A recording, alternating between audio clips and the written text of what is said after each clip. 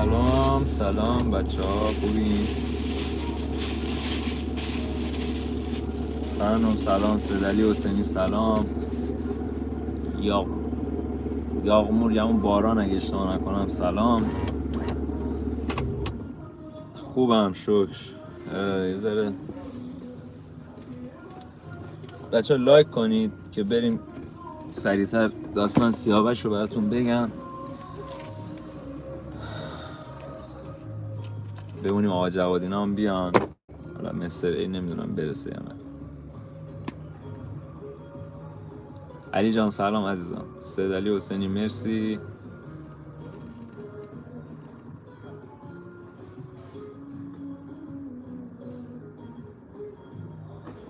چرا میترسی بری دستشویی یاغمور؟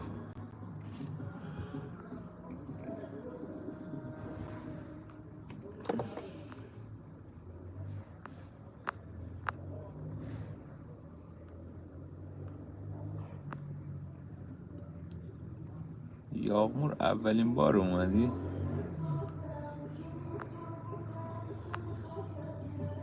دومین باره. من چرا ادمین کردم؟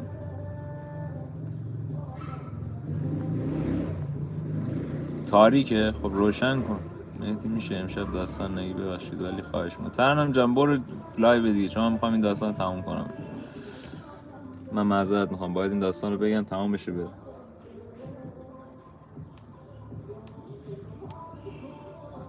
آقا محمد زاهدی سلام. کی؟ منو؟ آره خانم یاغمور. مبین مسلح سلام، چاکرتم. یاغمور تو رو کی گفته بود ادمین کنم؟ یه دونه نشونی میدی؟ ترنم درخواستت بزرگ نبود، چون من سوگن سلام، علی سلام، چون من دیگه روند اینجوریه که شاهنامه رو میخوام تموم کنم این داستان. زینب سلام.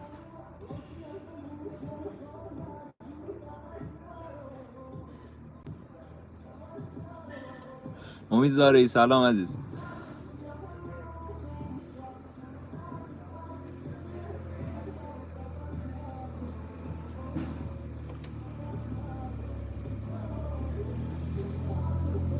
والا منم چند بار ازت پرسیدم نگفتی چیو؟ اینکه چرا ادمینت کردم حتما دستم خورده. علی جان شاهنامه رو حالا داریم با هم دیگه میریم جلو. امید زارعی فعلا خبری نداریم، همون جوریه فعلا، در حالت بیوشی به سر میبره، تو کما نیست. نیاز داره که فقط دعا کنید براش.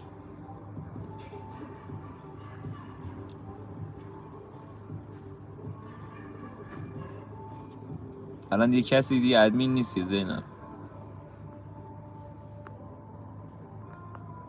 الان خانم زینب هم اولین باره میای تو لایو.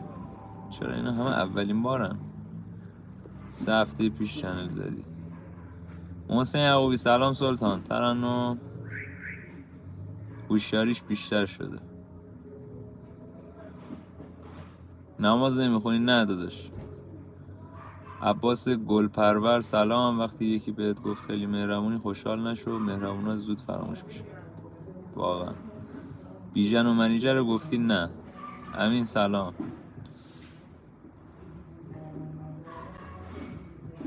HS اسمتون نمیدونم چیه. سلام.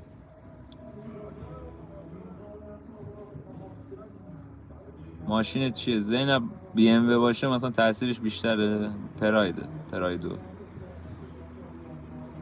نماز چی میخونه؟ الان چه سوالیه؟ همین که فادری آخرش. این تکرار نکن، هی تکرار میکنی تو رو بند میکنن. حالا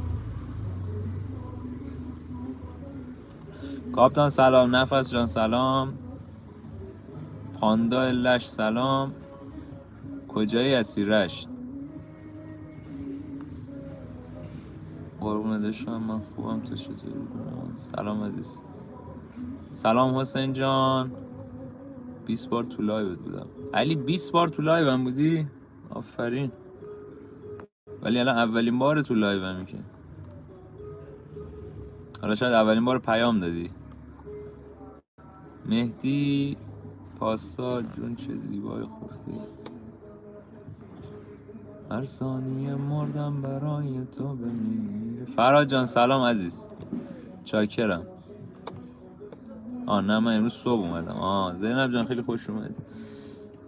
من بلوچم داداش، پرچمت بالاست. عاشق اینم که بیام چابهار زایدان رو ببینم. من با رضا خداحافظی نکردم، وجدان درد گرفتم.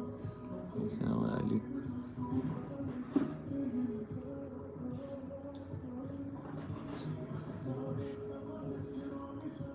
امتحانو ترکوندی پس، خدا رو شکر. اسمای دیگه تو لایو بدونم. با اسمای دیگه اسم چی بوده علی جان؟ بهترین جمله از نظرت. به درد کسی خوردی به دردت نخورد، به دردش بخوری به درد نخوری. این بیشترین بهترین جمله است به نظرم. آقا میخوایم بریم شروع کنیم برای داستان سیاوش. خب ولی نمیدونم بچهای دیشب کسی هست؟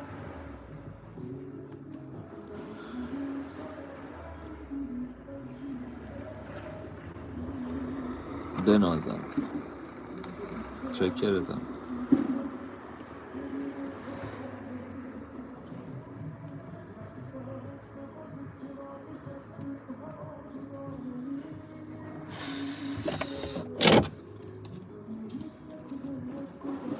آره ما هم از زدی نیلوفر. آره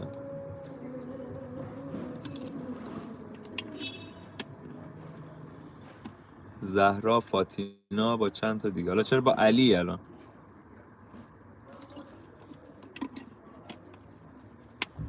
آره تو اهوازی نیستی؟ نه من رشتم. من نبودم تا کجاشو گفتی؟ من چیزی شروع نکردم. من هستم مهدی. نفس سلام.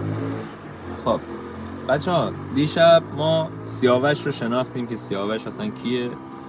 پسر کیکاووس پادشاه ایرانه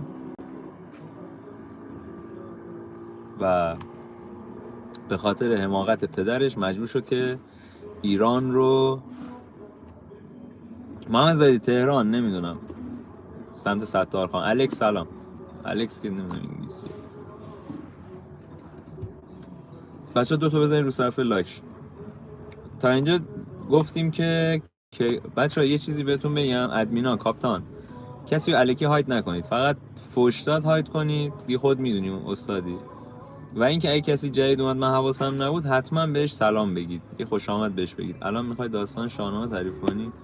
آره زینب جان کجای اون داره با اون صحبت. خب بچه‌ها ما از اینجا شروع کردیم که سیاوش پسری بود که به دنیا اومد و رستم اینو بزرگ کرد به خاطر اینکه کیکاووس طالبین ها بهش گفته بودن که طالعش نحسه، بس رستم گفت بذار من اینو ببرم بزرگ کنم، من از شما بهتر بلدم این کارو و رزمو بهش یاد میدم و مرد بارش میارم. بعد سیاوش میاد و سودابه اتفاق میفته که از آتش گذر میکنه، معلوم میشه که بیگناهه. در همون هنگام افراسیاب داره حمله میکنه، تورانیان دارن میان به سمت ایران و یه صلحی به پا میشه. افراسیاب خواب میبینه که توسط یک کیکاووس بچه داره کشته میشه و منجما میان بهش میگن که آقا تو باید این جنگو شروع نکنی، چون اگه جنگ بریز تو جنگ میبازی و اگه سیاوش هم بکشی مرگ بدی در انتظارته، باز هم پادشاهی در خطره. پس سیاوش که افراسیاب تصمیم میگیره که صلح کنه و به نشانه این صلح 100 نفر از خاندانش رو برای ایرانیان میفرسته. سیاوش و رستم که توی این نبرد بودن پیغام میدن به کیکاووس آقا ما این کارو کردیم. کیکاووس ابله میگه باید حمله کنین، اون 100 نفرم بدید من بکشم. به خاطر اینکه سیاوش تعهد داشت به افراسیاب اینو قبول نکرد و تصمیم به فرار گرفت. کرسیورس که داداش افراسیاب بود به سیاوش پیشنهاد میده که بیای توران و اونجا پناه بگیر و ما بهت پناه میدیم. با 100 تا 200 تا از سربازها سیاوش میاد سمت توران و با فرنگیس دختر افراسیاب، دختر بزرگ افراسیاب ازدواج میکنه. تا اینجا یه کار رو ما داشتیم که حالا دیگه اونجا چه اتفاقاتی میفته رو توضیحاتش رو قبلا دادیم. از اینجا به بعد سیاوش یا سیاوخش وقتی که توی دربار افراسیابه، افراسیاب دخترش رو بهش میده و داماد افراسیاب میشه. افراسیاب یک شهری بین نزدیک مرز توران و چینیان بهش میده. شهر که نیست، یه آبادی بهش میدیم، یا اونجا برو کاختو بنا کن، حالا اونجا یه شهری آباد کن و از این داستانا. سیاوش اونجا که میره خیلی هم خوشحال از این قضیه، میره اونور و اسم شهر رو میذاره سیاوشگرد یا سیاوشگرد یا بنا میکنه این شهر رو. و افراسیاب 3 تا دختر داشته گویا و 2 تا داماد دیگه هم چند تا شهر تأسیس میکنن. اینو دگمه‌شو بزنید، اینی که بامزه است. اینو من خودم دگمه‌شو میزنم. گم شو بیرون نفهم بچه. سیک حیوان خوشمزه است برای من. آره، سیاوشگرد رو تأسیس میکنه به همراه فرنگیس، میره اونجا و یک شهر بنا میکنه. 2 تا داماد دیگه افراسیاب هم یه شهرهایی برای خودشون زده بودن. افراسیاب بعد چند سال به پیران که یکی از قدیمیای افراسیاب بوده، پهلوان قدیم افراسیاب بوده، دستور میده که آقا برو به اینا سر بزن ببینن چند سال نبودن چیکار کردن اصلا. که پیران میره، داماد اولو میبینه، میبینه شهرش خوبه، بد نیست، شهر ترتمیز درست کرده، یه کاخی داره. میره داماد دوم میبینه اونم خوبه اوضاعش، یه شهری برای خودش داره، یه کاخی داره حکمرانی میکنه. و وقتی میره به سیاوشگرد خیلی خیلی تعجب میکنه، چون سیاوش توی این چند سال تونسته بوده که یک شهر قشنگ و زیبا و باحال تأسیس کنه و یک سپاه کوچیک برای خودش دست و پا کنه، چون سربازه ایرانی رو با خودش برده بوده و اونجا هم حالا یه مریدانی پیدا میکنه به خاطر اینکه آدم خوبی بوده. و سیاوشگرد خیلی شهر زیبا و خوبی بوده که پیران خیلی ذوق میکنه از این شهری که میبینه. حالا میره اونجا و سیاوش اینو مهمان میکنه و یکم با هم صحبت میکنن اینا و پیران خیلی خوشحال از این قضیه. چرا؟ چون سیاوش به پیران گفته بود که من جوان مرگ میشم، من احساس میکنم که طالع من نحسه و من جوان مرگ میشم. که پیران اونجا بهش قول میده که تو نگران نباش، این شهری که تو زدی لیاقت بیشتر از ایناست، تو کارت درسته، من حواسم بهت هست. که پیران برمیگرده سمت افراسیاب و وقتی که داره تعریف میکنه به افراسیاب میگه افراسیاب، سیاوش یه شهر خیلی خوشگل زده و باید بری ببینی. فقط افراسیاب اونجا خیلی ذوق میکنه. تو ذات افراسیاب یه شک و تردیدی هست، ولی به خاطر پیران نمیخواد اونو قبول کنه. یعنی پیران تنها کسیه که داره میگه سیاوش با ماست و اومده تو سرزمین ما، الان داماد توه. کرسیوز که بهتون گفتم آدم دروغگو و بزدلیه، برادر افراسیابه. افراسیاب به کرسیوز میگه که برو و یک پیام برای سیاوش ببر و تبریک بگو بهش و ببین اوضاع چجوریه، این پیران که میگه درست میگه یا نه. که کرسیوز هم توی چند روز میرسه به سیاوش و وقتی که کرسیوز ورود میکنه به این امارت و این حکمرانی سیاوش رو میبینه، از همونجا حسادتش شروع میشه. میبینه که کاخ زیبا با طراحی زیبا، با زرق و برق و فراوان، با دینار زیاد، پول و ثروت زیاد، چون اونجا داشته حکمرانی میکرده. خب باج و خراج هم میگرفته دی، ولی چون عادل بوده خوب تونسته این پولا رو در بیاره. یه ارتش کوچیکی هم داره و همه چی بر وفق مراده و یه تختی برای خودش درست کرده، تخت پادشاهی. و کرسیوز از همونجا بذر حسادتش کاشته میشه و سعی میکنه که هر جوری هست سیاوش رو خراب کنه. سیاوش وقتی کرسیوز میاد، خب عمو بوده، عموی زنش بوده و برمیگرده و میگه که بریم با هم دیگه گشت و گذاری بکنیم. بعد بزم و شادی گشت و گذارشی که میکنه، میگه بیا چوگان بازی کنیم. خب سیاوش ما میدونستیم که چوگانش خیلی خوبه و حریف نداره. سیاوش اونجا کرسیوز رو شکست میده به همراه همراهانش. کرسیورز 2 تا پهلوان خیلی خوب با خودش برده بوده، مثل بادیگارد 2 تا پهلوان از تورانیان رو برده بوده که خیلی عظیم و جسته بودن، اسمشون یادم نیست. من شخصیت اصلی رو براتون میگم. کرسیورز اونجا رو دمش میمونه، میگه که سیاوش بیا تیراندازی رو امتحان کنیم، نظرت چیه؟ سیاوش هم میگه باشه کرسیورز، تو عموی خانوم منی، من هر چی جوری بشه بهت کمک میکنم و توی این راه کم نمیذارم برای اینکه تو تفریح بکنی. میگن که آقا این زه و کمان رو بیارید و اون سیبل معروف خودشون هم گذاشتن، و فقط با این تفاوت که اون سیبل به جای یک زره و یک آدمک چندین زره، یعنی 5 تا زره گذاشته بودن و میخواستن که قدرت سیاوش رو ببینن. یعنی سیاوش میخواست که قدرتش رو نشون بده بهش. و کرسیورز اولین تیر رو که میزنه، حالا یه دونه سوراخ میشه و اینا، نوبت سیاوش میشه. سیاوش میاد و کمانو میگیره، میگه برو کنار آقا، برو کنار پیری، برو کنار نگاه کن، من زیر دست رستم بزرگ شدم، مگه میشه من نتونم یه همچین کاری بکنم؟ و زه کمانو که میکشه جوری به این نشان و زره و سپرها میخوره که نشانی ازش نمیمونه، میترکونه اون زره رو. بعد میرن سراغ پرتاب نیزه. پرتاب نیزه که میشه، ببخشید این پرتاب دیگه بعد این میشه پرتاب نیزه.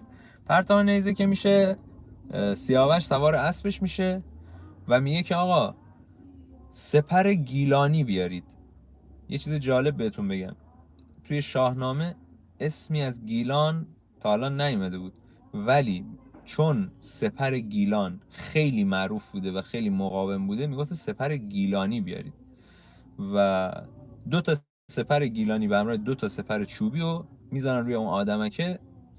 سیاوش سوار اسبش میشه و به تاخت به سمت این آدمک و اون نشانه میره که اینم با موفقیت ازش گذر میکنه و قدرت و تمرکز و حالا اون مهارت خودش رو به کرسیورز نشون میده. کرسیورز همینجا همینجوری داشته میمرده از حسادت.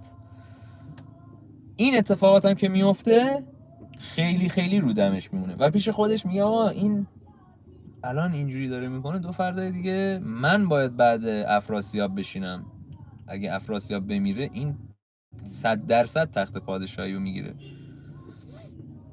تصمیم میگیره که سیاوش رو خراب کنه پیش افراسیاب. خلاصه اونجا مهمانیشو میگیرن و فلان و اینا. میگه آفرین دمت گرم، اونجا تعریف تمجید میکنه و چون آدم درویی بوده اونجا تعریف تمجید میکنه و از همونجا شروع میکنه بذر نفاق و پیچیدن.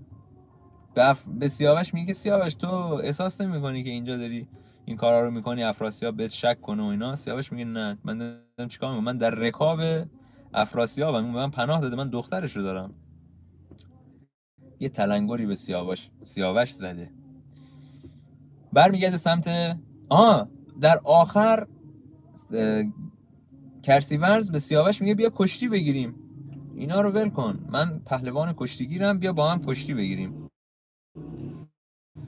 سیاوش چون به شدت آدم با ادب و پهلوان منشی بوده، چون زیر دست رستم بزرگ شده، برمیگرده یا من به رسم ادب و حکم با تو مبارزه نمی‌کنم، چون تو سنت بالاتره، از نظر مقامی هم از من بالاتره، ولی از هر پهلوانی بگی من باش مبارزه میکنم.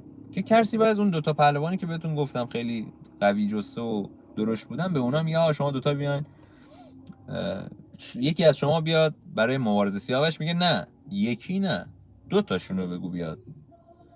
یک فرق میکنه، یکی همین دم دستیه، من با رستم کشتی یاد گرفتم، 2 تا رو بگو بیاد. که 2 تا پهلوانشون میرن و تو روایت شاهنامه جوریه که میگه یه دونه رو انقدر راحت میزنه زمین و دومی رو یه جوری سر و گردنشو میگیره و فیتیل پیچش میکنه میزنه زمین که گرسیورز به خودش میشاشه اونجا. اینجوری بهتون میگم، چون توی کشتی هم مهارت داشته. شاه و سلام بچه ها، سلام کسایی که جدید اومدید 2 تا بزنید رو صفحه لایک شه. داستان سیاوش رو داریم میگیم که چجوری میمیره. سیاوش داستانش خیلی طولانیه، من دارم جزئی نمیگم، دارم کلیت رو میگم که شما با این داستان آشنا بشید. 2 فردا دیگه یکی ازتون در مورد شاهنامه پرسید بتونید یه چیزی بگید. ما همه ایرانیم و این یکی از چیزایی که برام واجبه. چاکرتم، مرسی شاو جان. خلاصه کرسیورز برمیگرده سمت افراسیاب، اونجا بذر نفاقو داره میچینه.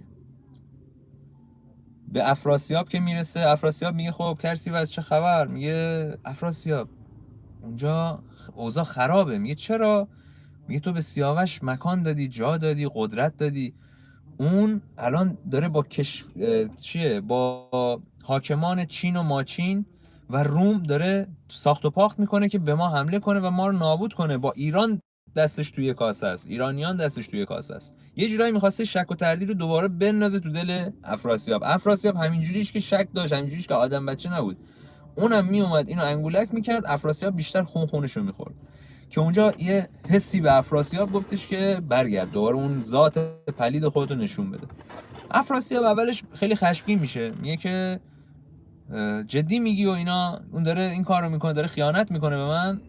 میگه آره باید هر جوری از جلوشو بگیریم. که افراسیاب یک لحظه یاد فالی که گرفتن براش و اون طالبینی که گرفتن براش میفته، چون اونجا گفته بودن که اگه تو با ایرانیان مبارزه کنی شکست میخوری، حتی اگه سیاوش رو بکشی هم طالت بده و مرگ بدی در انتظارته، یعنی در هر صورت تو باطلی، اصلا مبارزه و مرگ و فراموش کن.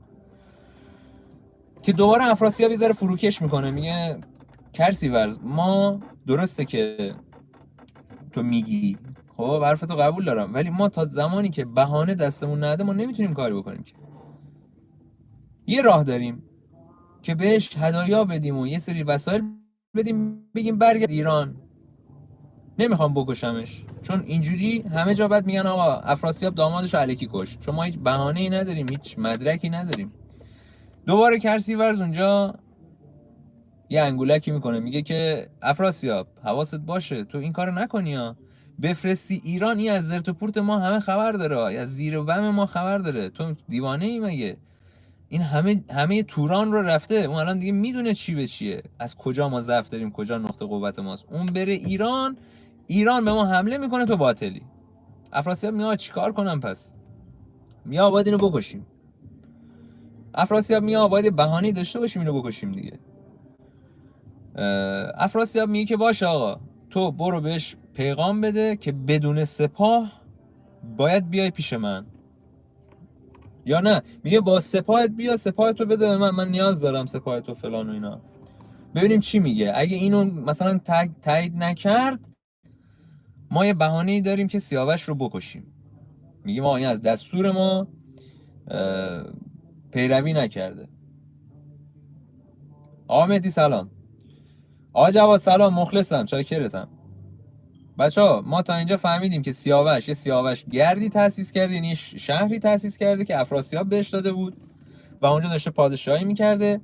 کرسیورز داداش افراسیاب بهش حسادت میکنه به خاطر قدرت و زیبایی و جمال و جبروت اون شهر و سیاوش، و برمیگرده زیرا میزنه. افراسیاب هم برمیگرده به کرسیورز میگه تو یه پیغام بهش بده که من اون سپاه تو میخوام، ما سپاهش رو میخوایم. خب اون اگه به فکر حمله به من باشه سپاهش رو که به راحتی به من نمیده، این میشه یه بهانه و این بهانه باعث میشه که من بهش حمله کنم و اونو نابود کنم. درسته؟ کرسیورز میره، اما کرسیورز آدم درویی بوده، میرسه به سیاوش میگه سیاوش چیکار داری میکنی فلان. میگه چیه؟ میگه افراسیاب میخواد تو رو نابود کنه. میگه چجوری؟ میگه آقا گفته که آقا تو کل سپاه تو باید به من تسلیم کنی و بیای اونور و من مطمئنم که تو بری هم تو رو میکشه. سیاوش خیلی منطقی با این قضیه برخورد، زیادی از حد منطقی با این قضیه برخورد میکنه. برمیگرده میگه که آقا من تقدیرم همینه. یادش میفته که چه طالع نحسی داره دیگه، جوون مرگی و اینا. میگه آقا من تقدیرم همینه، من هیچ چیزی ندارم، به پادشاه بگو که آقا من دارم میام، من میام. کرسیورز میبینه این داره میره واقعا، میگه اگه این بره نقشه من نقشه خراب میشه دیگه. نقشه من نقشه براب میشه و افراسیاب میفهمه که این هیچ چیز بدی نداره تو ذهنش. چی میگه؟ میگه که آقا نه نکن این کارو، تو اینجا بمون، من میرم با افراسیاب صحبت میکنم، اگه بهت پیغام دادم که مثلا اوکیه تو بیا، اگه بهت پیغام دادم که فرار کن فرار کن، اینجا نمون، برو سمت ایران، برو سمت چین، یه جا فرار کن، تو هر جا بری برات جا هست، نذار تو رو بکشه.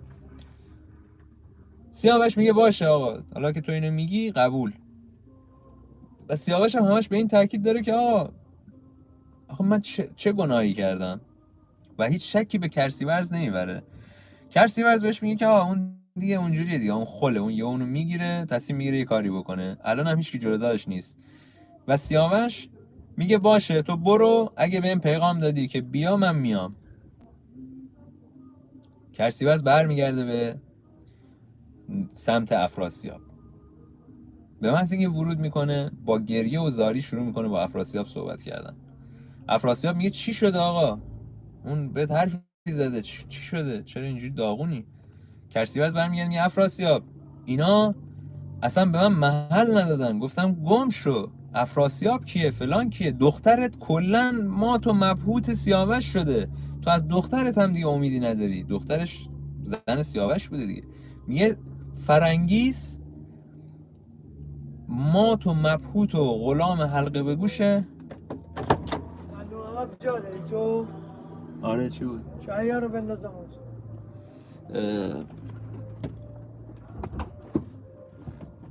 سیاوش فرنگیس ببخشید غلام حلقه به گوش سیاوش شده. شاهو جان مرسی از دونیتت. بچه ها حالا که دارین گوش میدین 2 تا قلبم برای شاهو بذارید، دمت گرم شاهو جان. و کرسیوس به افراسیاب وقتی اینا رو میگه، افراسیاب خیلی عصبی میشه، میگه که پس این حقیقت داره، این میخواد منو بکشه و این میخواد منو بکشه و فلان و اینا. که کرسیورز میگه آره آقا باید یه تصمیمی بگیریم، باید دیگه اینجا چیز کنیم. افراسیاب برمیگرده که آقا من اگه اینو بکشم ایرانیا به من حمله میکنن، منو باطل میکنن، من تاله هم افتاده، اینو بکشم من بد میمیرم. کرسیورز اونجا باز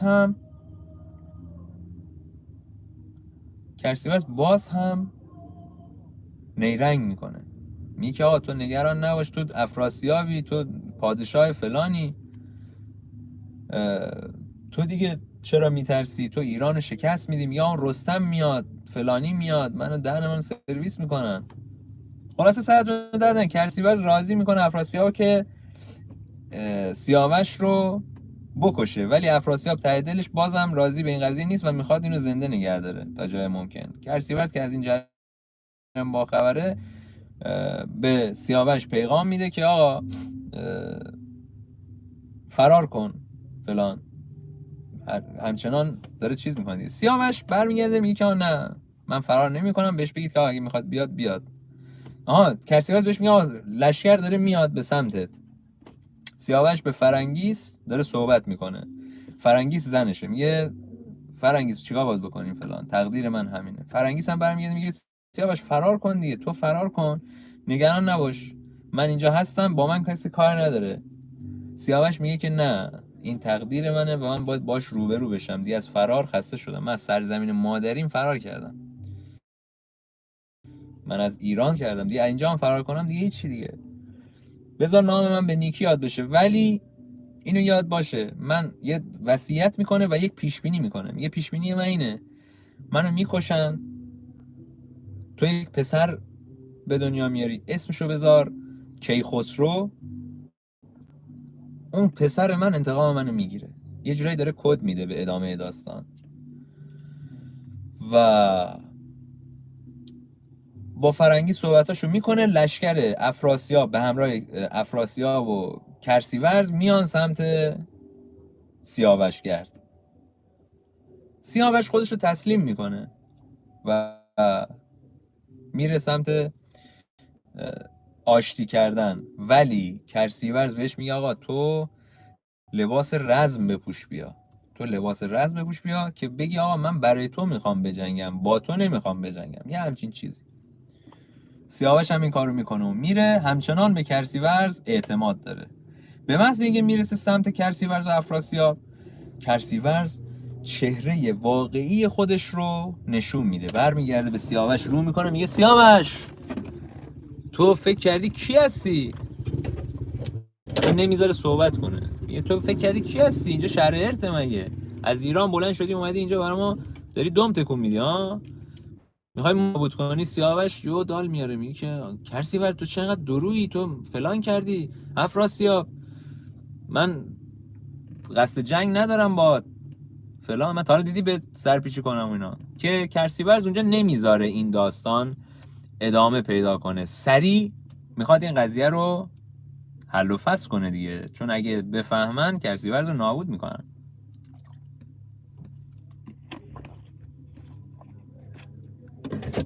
خیلی خلاصه کردم داستانو براتون. و اینکه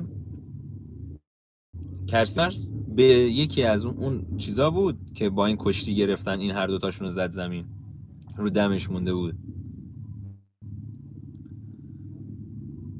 به یکی از اونها میگه این افراسیاب رو بگیر بکش ببریم. افراسیاب رو میگیرن و کشان کشان میبرن توی یک دشتی و حتی حاضر نبودن که خون افراسیاب توی دشت ریخته بشه. بچه‌ها این یک مرگ فجیع یعنی برای این در نظر گرفته بودن، حتی نمیخواستن که خون سیاوش، خون یک پارسی یا ایرانی توی دشت‌های توران ریخته بشه، مبادا از اون خون گلی، درختی، سبزی، چیزی رشد کنه. در این حد که کرسیورز از سیاوش بعدش اومده بود و نفرت داشت ازش.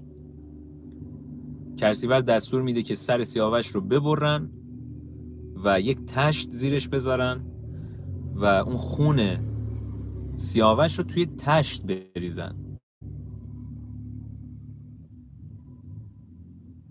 چقدر دردناک میتونه باشه. و خون رو به جای اینکه توی دشت رها کنن، توی آب رها کنن یا هر جایی رها کنن، شاهنامه میگه که فردوسی میگه که توی، دیدین بچه‌ها سنگلاخ ها، سنگ کنار دریا، دیدین این سنگا رو؟ فکر کن یه جایی بوده که فقط سنگ بوده، نه علفی، نه درختی، نه سبزه‌ای، روی سنگ ها میریزن که یعنی اونجا گندابه بشه و هیچ اتفاقی برای اون نیفته. و در ادامه و فردا شب بهتون میگم چه اتفاقی میفته. فقط اینجا یه نکته‌ای هست، داستان سیاوش به همین راحتی تموم نمیشه. چرا؟ چون بعد مرگ سیاوش تازه شروع داستانه و داستان کیخسروه. توی شاهنامه سیاوش سوگواری خاصی براش نشد و سریع تموم شد بعد مرگش، یعنی فاتحه رو خوند، گردن رو زد و تمام. حالا دلیلش چیه که این سوگواری مثل سهراب انجام نشده؟ به خاطر اینه که توی جنگ رستم و سهراب و نبرد رستم و سهراب اون ماجرا سوگواری کردن و تموم شد. یعنی فردوسی تصمیم داشت که اونجا سوگواری کنه و بگه بچه‌ها دیگه سوگواری کردید تموم شد این داستان.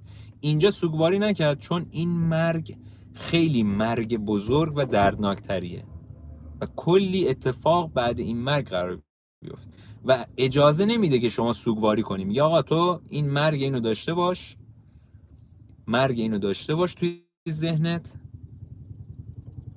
چرا؟ چون بعدن ما قراره راجبش حرف بزنیم و سوگواری کنیم راجب سیاوش.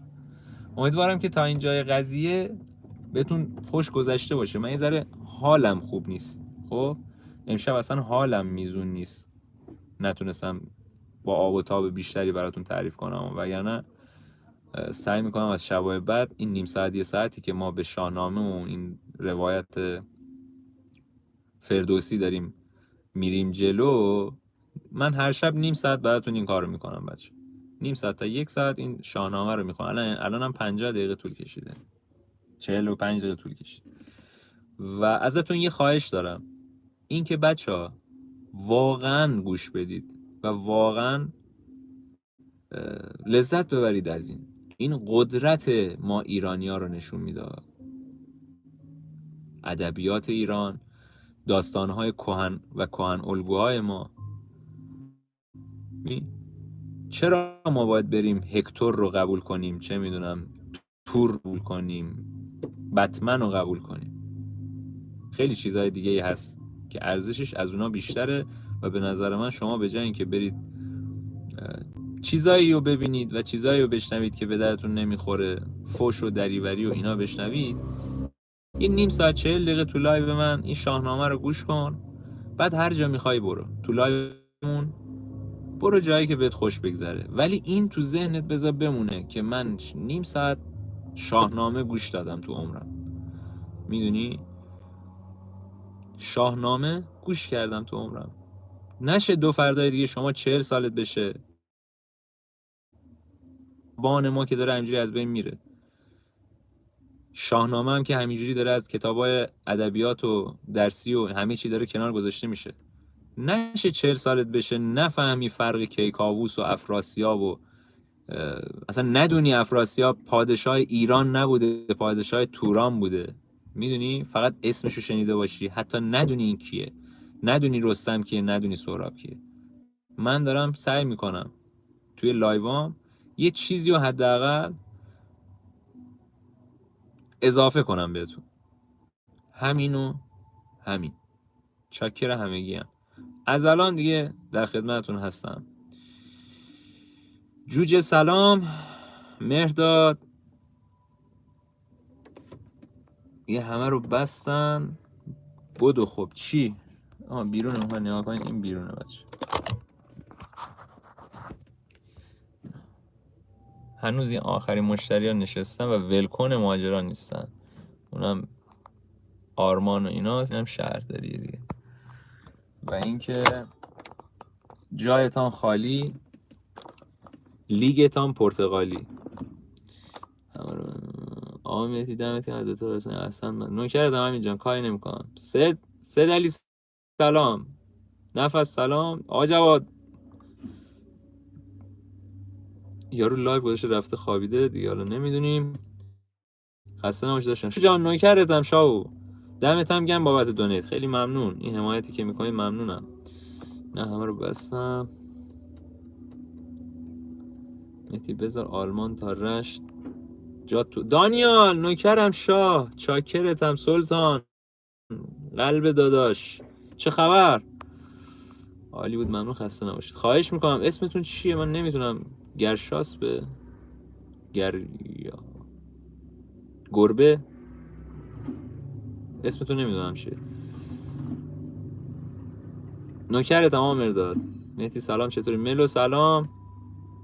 شاو جان دمت گرم سلطان، دست در نکنه، خیلی مخلصیم. ارادت. بچه ها 2 تا قلب برای شاو نمیذارید؟ از جزیره اروپا انگلیش. دمت گرم شاو جان. زهرا گفتنش از من عجول چه دیدیش؟ گفت صبر کن هر چه دیدمش. مرسی. غریبه هستم. ایشالله که آشنا میشی با ما. اینجا لایو خودته و نوکرتم دانیال، فداتم سلطان. مهدی جان شاو هم کارش درسته، ممنون شاو. آقا جواد 100% همینجوریه. مهلا سلام. کرد عراقی؟ نه داداش آندرس جان. گل محمدی سلام. گل محمدی جان چاکرم. مهرداد عشق منی داشت، من بچهای رشت رو دوست دارم، هر وقت میرم اونجا بهم خوش میگذره. نوکرتم مهرداد جان. فدات آقا، مرسی از دمتون گرم دوستان. نوکرتم شاو جان، خیلی ممنون. 2 تا قلب برای شاو بذارید دیگه، مرسی. چاکرتم دانیال، چه خبر؟ چیکار میکنی؟ سید علی حسینی شاو دمت گرم. گفتمش از من عجول چه دیدیش؟ گفت صبر کن هر چه دیدمش. مرسی زهرا.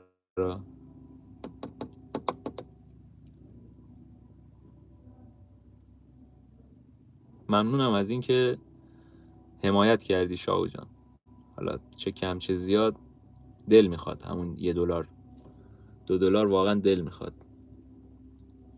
به قولی عزیزی میاد یارو هرچی مرغ گنده تر، اون عقب بسته تر، میدونی؟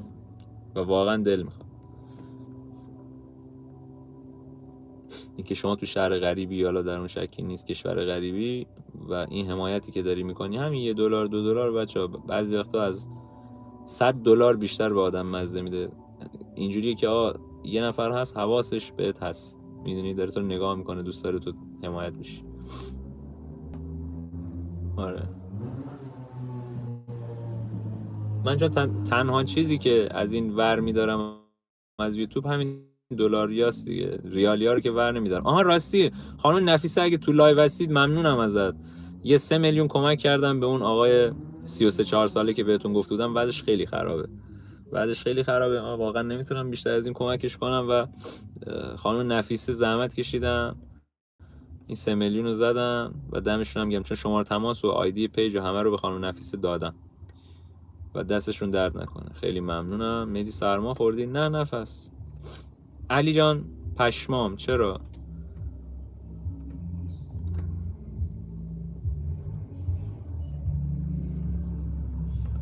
آره دیگه این ضرب مسئله گیلکیه، ما یه جور دیگه بهش میگیم، ولی خب در حالت میانش اینه دیگه. مرغ هرچی گنده تره، تخم مرغی که میذاره کوچیک‌تره.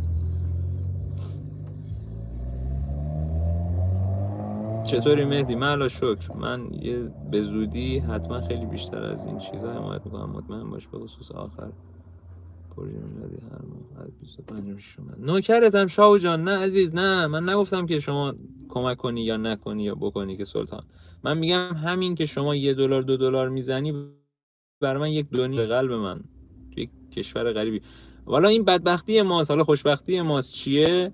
ارزش پول ما اینقدر پایینه، میدونی چی میگم؟ و همین که شما این کارو میکنید خب یک دنیا ارزش داره دیگه برای من. این حسن نیته. میدونی چی رو بهت بگم؟ مثلا من میام یه چایی میذارم. علی عشقی سلام، چاکرتم قلب من. دانیالم سلطان آلمان دانیالم سلطان آلمان. همین که من مثلا مهمون میاد یه چایی میذاری جلوش، خب اون چای شاید کوچیک باشه ولی یک دنیا حرف توشه، احترام، عزت. همین این چیزای کوچیک هم بعد وقت همینه دیگه. میدونی چی میگم؟ یه لایک کردن ویدیو میتونه یه احترام باشه، ویدیو بلند منو دیدن میتونه یه احترام به من باشه، همونطوری که من بهتون احترام میذارم. کامنت گذاشتنتون بهم انرژی میده، دونیت های کوچیکتون هم به من انرژی میده. حالا برای من زیاد اون مهم نیست که دونیت $400 باشه، $200 باشه. شاید برای بقیه بگن بزن بزن بزن بزن، برای من نه داداش. هر کی دوست داشت میزنه، هر کی دوست نداشت نمیزنه. ولی جایی بزن. الان به منم نمیگم بزنی، میگم جایی بزن که حداقل یه کاری پشتش باشه. یکی 40 میلیون میاد دستش، نگه آقا من ندارم. حداقل 1 ماه دیگه صحبت چیز نکن، صحبت دونیت نکن دیگه. روزی 1 میلیون خرج نمی کنی که. حالا در کل خواستم اینا رو بگم چون چیزایی که هر جایی نمیگن، هر لایوی از این صحبت نمیکنن، ولی الان هر لایو دیگه ای بود میگفتم آقا دمت گرم، $1 $2 دیگه بزن، $1 $2 دیگه بزن. چاکرتم شاو جان. ولی کلا میگم اونا نه اینکه بدنا، ولی خب دیگه داداش 10 روز بزن، 20 روز بزن دیگه، نه هر روز. بعضیا طلبکار میشن. جریان میدونی چی میشه بچه‌ها؟ جریان این میشه که تو به یکی هر روز گل بده بعد یه چک بزن. شایعه هم گفته اینو، طلبکار ازت، ولی به یکی هر روز چک بزن یه دونه بعد گل بده، اون به چشش میاد. بعضی هم اینجوری هستن. ولی در کل دمت گرم. خواستم تشکر کنم هر کی که دونیت کرده تا الان، ممنونشم. راستی بچه برای آرمین فرستادم ها. چاکرتم ها جواد. فداتم شاو. چاکرتم داداش. تو انگلیس چی کار میکنی شاو؟ مثلا شغلت چیه اگه جسارت نیست؟ دانیال که سلطانه. دانیال کرده باشه.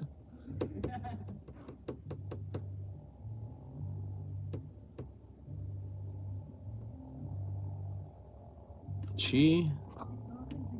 از اما بدونم پر رو باشن. شاو جان نمیگم نرو، نمیگم مثلا چیز کن، ولی بعد یه مدت این اتفاق میفته سلطان. الان امکان داره خود منم بعد یه مدت ببینم شاو گیر آوردی فلان، بزن دیگه. نه داداش چی کار داری میکنی؟ بعد یه مدت خودت متوجه میشی. حالا در کل همین که حمایت میکنی، چه من چه بقیه رو، این خیلی بزرگه، کار بزرگیه. همین که حمایت میکنی. راستش مغازه فست فود دارم. ایول، چرا چیز نزدی؟ غذای ایرانی نزدی شاو؟ مثلا ایرانی ها مثلا برنج و اینا بیان بخورن، شاید خارجی هم دوست داشتن، 100% دوست دارن. دانیال که دیگه ترکونده، بره 27 سال اونجاست دیگه، الان علنا بچه کف مونیخه.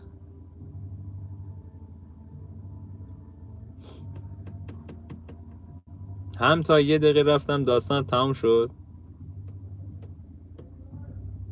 دیگه. 40 دقیقه تعریف کردم، فکت زدم. هم تا منم تو نیوزلند کار میکنم. جدی چرا هم خارجی ماشاءالله. سلام، صبح بخیر داشت میدی، خوب هستی؟ امروزم دوستان سلام. ندا جان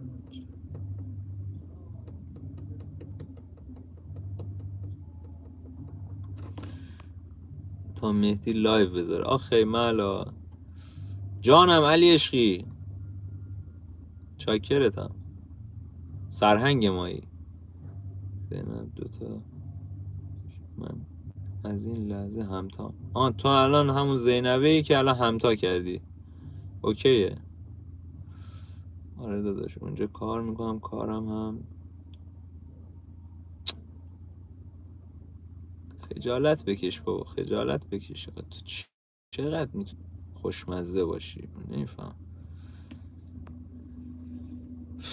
4 سال یوتیوب داری آخه سلطان. آخه یه ذره میدی جان شاو زحمت میکشه به خود دوستان. همین دیگه. آقا جواد، میدونم کسی که بدون رو بخواد فساد اصلا دیگه باش رفاقت نمیکنم. همینه شاو.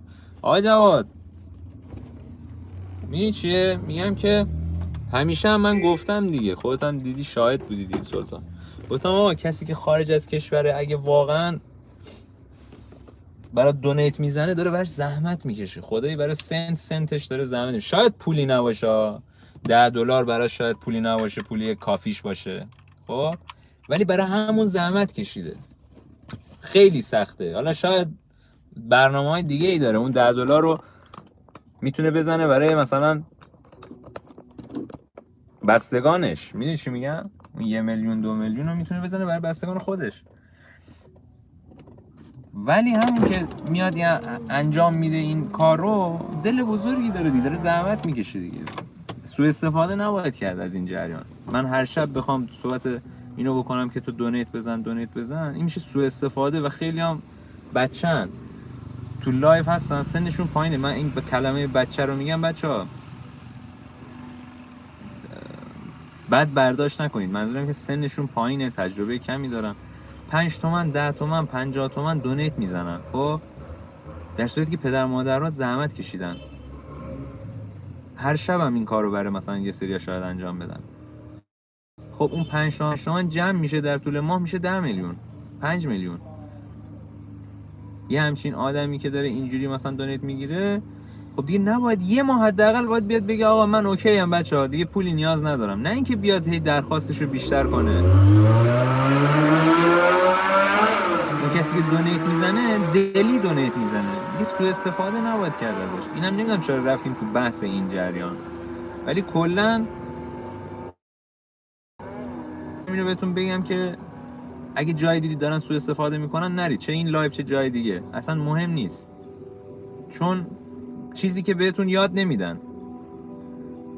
خودمو دارم میگم، من نوعی که یعنی این شاهنامه رو دارم میرم جلو. حالا یه بحثی پیش بیاد چیزی بلد باشم بگم، چیزی که یاد نمیدن. فوش هم که میدن، جز فوش و دریوری و اینا هم که هیچی نیست. دیگه چه کاریه؟ رشتو داری؟ علی من برم یه دونه به عشق خودتون یه دونه باقلوا بزنم. دقیقاً مهدی جان. شاود واقعا من دوستت دارم میگم. آقا مهدی ساکن کجای؟ رشت. به افتخار همه کسایی که خارج از ایرانن بچه‌ها یه کف مرتب دست و چیق هورا.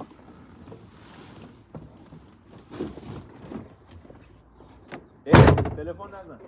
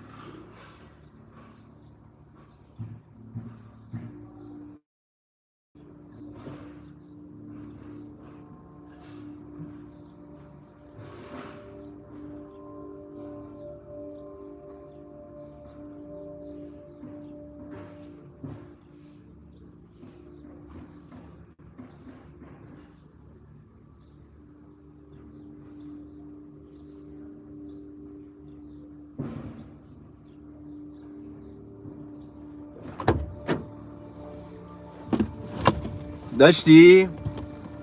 رخ دادم؟ معلوم بود رخ دادم یا نه؟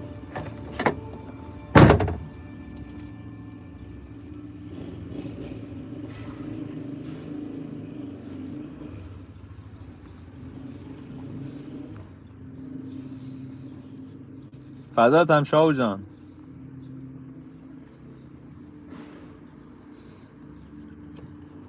آره آقا، اگه مثلا سوغاتی چیزی میخواین براتون بفرستم، کسی ایران هست میتونه بیاره براتون، بهم بگید من براتون انجام میدم. چون امروز برای آرمینم فرستادم، امیدوارم خوشش بیاد.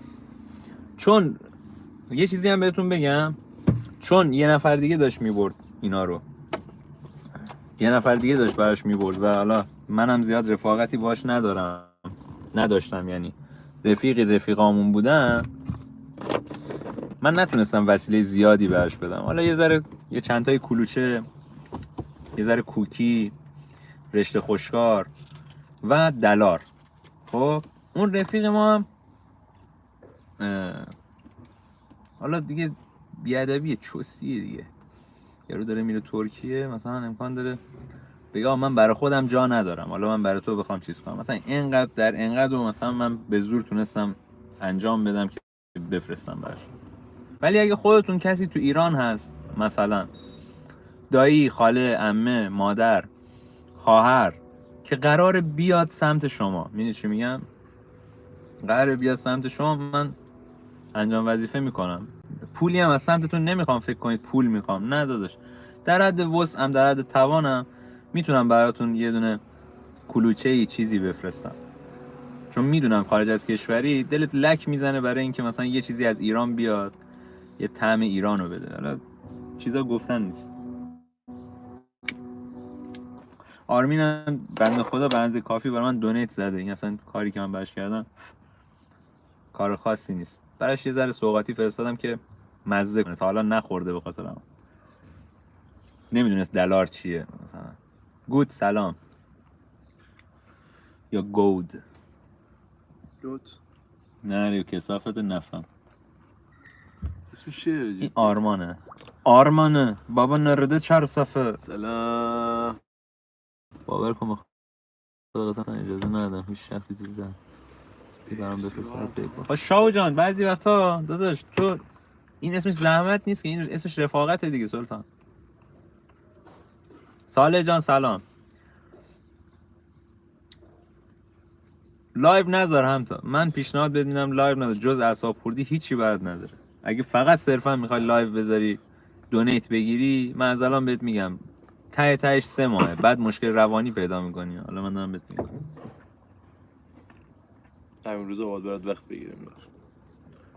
من پس فردا دارم میرم به خدا مشاوره.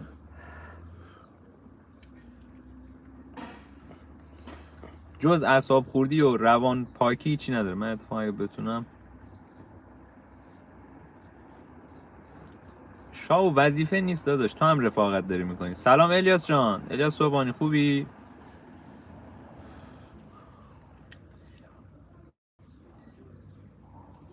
آره اینا اسمش وظیفه نیست که داداش.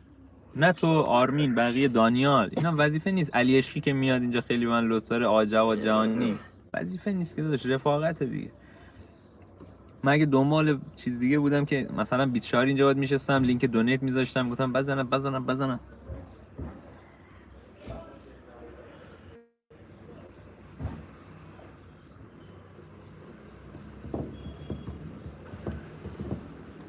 جانم گل محمدی چی شده؟ چرا گریه میکنی سلطان؟ بیام. گریه نکن، یا خودش میاد یا نامش میاد. آرمانم رفت.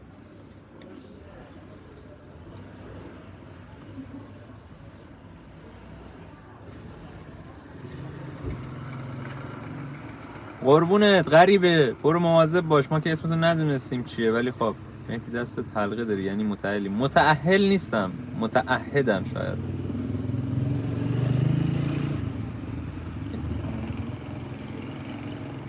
جواب میدی لطفا؟ ملو چی گفتی؟ بذار ملو ببینم چی گفته. من هیچ چیزی رو پنهان نمیکنم از شما.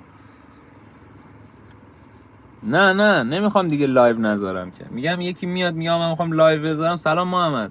میگم که جز اعصاب خوردی هیچی نداره. اگه به فکر اینی که دونیت میگیری فلان میگیری بدون دهنت قرار سرویس شه، چون اینجوری هم نیست.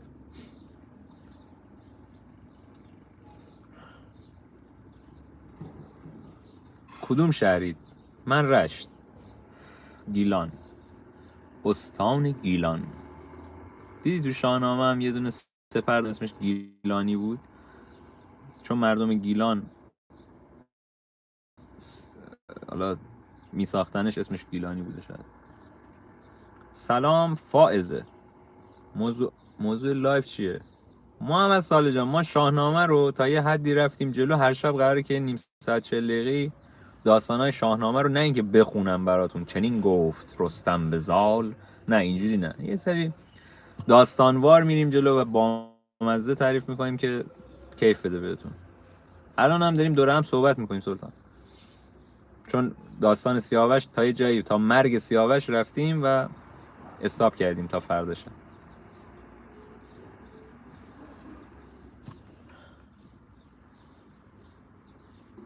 همتا جان بهم خیلی چیزا شاید بخوره، ولی توی این دور زمونه دیگه الان اینجوری نیست که من حتما باید 20 سالگی ازدواج کنم. میدونی چی میگم؟ نه از این خبر نیست. تا زمانی که شما نتونی یک زندگی رو واقعا بچرخونی. آقا جواد طلاه، آقا جواد واقعا طلاه. خودت هم خوبی که همه رو خوب میبینی. درسا سلام. گرفتی شد؟ تا زمانی که شما به این باور نرسیدی که از نظر مالی، از نظر احساسات و هر چیز دیگه ای بتونی یک زندگی رو راه ببری و کنترل کنی، از یه سنی به بعد دیگه الکی ازدواج نکنی، زوری ازدواج نکنی، نگی دیره. مثلا بعضی هستن 26 27 رو رد میکنن میگن من دیگه دیر شده باید ازدواج کنم. بایدی نیست بچه‌ها. تا زمانی که به اون بلوغ نرسید ازدواج نکنید. شاید من رسیدم وضعیت مالیم خوب نیست ازدواج نکردم مثلا، یا شاید هم شخصشو تا الان پیدا نکرده بودم. میدونی چی میگم؟ و اگرم متأهل بودم بچه 6 ماه دیگه نمی اومدم تو لایف که سلطان. 6 ماه نمی اومدم تو. زنم منو جر میده که متأهل نیستم. متعهد شاید باشم. متعهد. خاک تو سر بابات رامین بیگ بای. خاک تو سر بابات. حولم پدرته. خب حولم پدرته. حروم لقمه. امشبم با مادرت یه جوری صحبت میکنم تا بفهمی کی حول کی نیست. فهمیدی؟ من که میدونم تو از کجا داری میای میگی اینو، ولی باش. رامین بیگ بای. انقدرم که داغونی، خب مامانت اسمتو گذاشته که بیگ بای. بهش گفتم این اسمو نذاره رود. لا اله الا الله. بچه‌ها ببخشید، من دارم با شاهو صحبت میکنم. احمق. شاهو پسره، گوساله. این همه بوده میدونی. وقتی فهم نداری، هیچی نمیتونی، درکی از این قضیه نداری، اینجوری میشه. هم اعصاب خودتو، نه اعصاب خودت که چی، اعصاب منو میرینی، هم من بدن با مامان باید صحبت کنم دیگه. مامان تو باید چیکار کنم؟ هم تا آره اینستا هم دارم.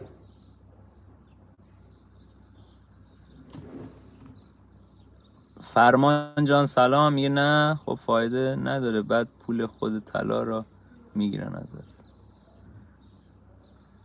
آره فرمان، نمیدونم دقیقا حس مسئولیت پذیری درسته.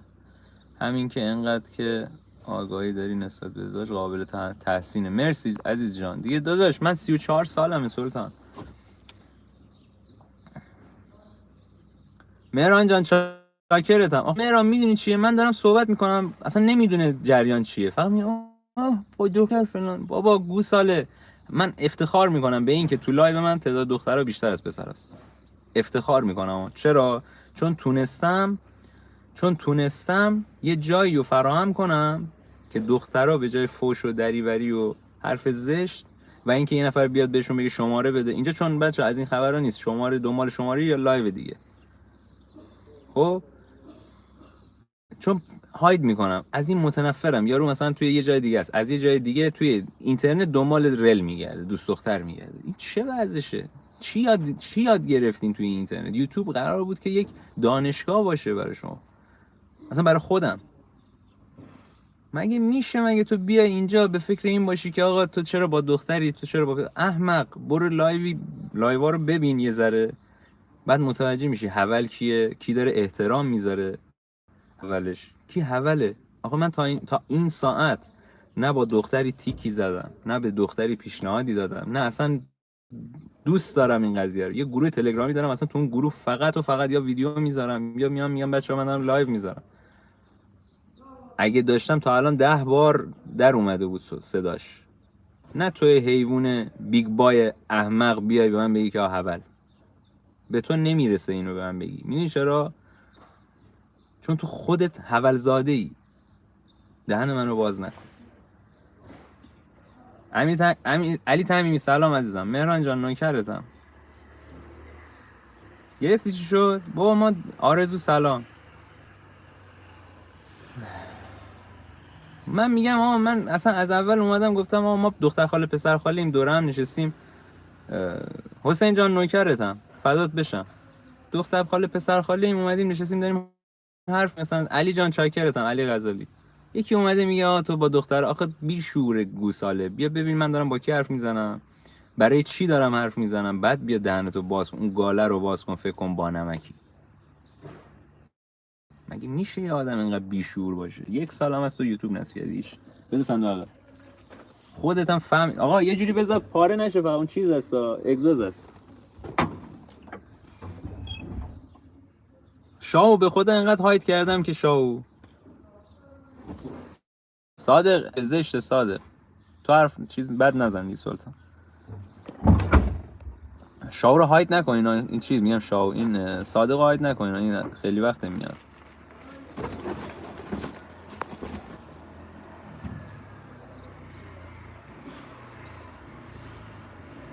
نوکرتم، فداتم. بچه‌های مشهد گلن. آقا جواد جهانی باعث افتخار منه با یه آدمی مثل آقای جهانی من صحبت میکنم. اسم رفیق نمیتونم، داداش بزرگ من. خب یه آدمی که سنش بالاست همیشه سعی کنید که باش رفاقت کنید، ولی درست یاد بگیرید ازش. یه چیزا رو یاد بگیرید. من نمیگم از من یاد بگیرید، چون من انقدر ضعف دارم، انقدر مشکل دارم، انقدر بدی دارم خودم تو دل خودم، سیاه و کبوده. نمیگم فلان. مصطفی جان سلام.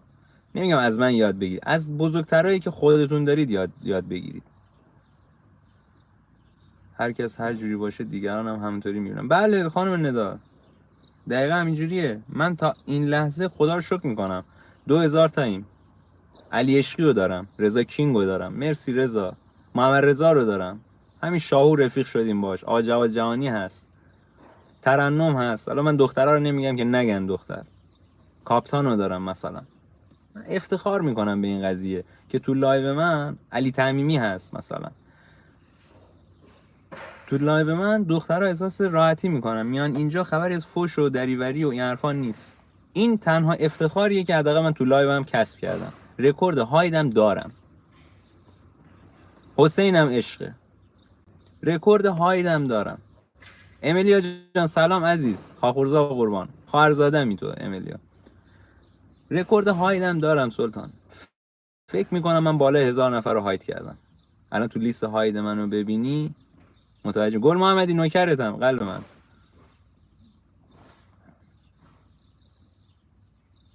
بالای 1000 نفر هاید کردم. الان پشت فرمونی؟ نه داداش، بچه‌ها دارن جمع میکنن اینا. بچه‌ها دارن بساطو جمع میکنن. اینجوری بعد بساطو دارن جمع میکنن که بریم.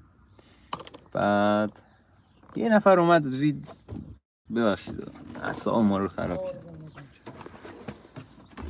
یه نفر اومد فقط اعصاب ما رو خورد کنه بره. هیچ. الانم امشبم حال بدم ها. یعنی شب بعد بود اینقدر حرف نمیزدم راجبش. خب شب مثلا دیگه ای بود اینقدر حرف نمیزنم راجب این جریان، چون ارزش نداره یکی میاد دهنشو باز میکنه. مهران جان سلامتی عزیز، دورت بگردم. یکی میاد اینجوری دهنشو باز میکنه، ارزش نداره تو بخوای وقت تو بذاری. ولی الان اعصابم خورده، به هر چیزی یهو میپرم. میدونی چی میگم؟ مگه تو اهل کجایی؟ رشتم دیگه سلطان. شهرداری هستی که؟ آره مرتضی،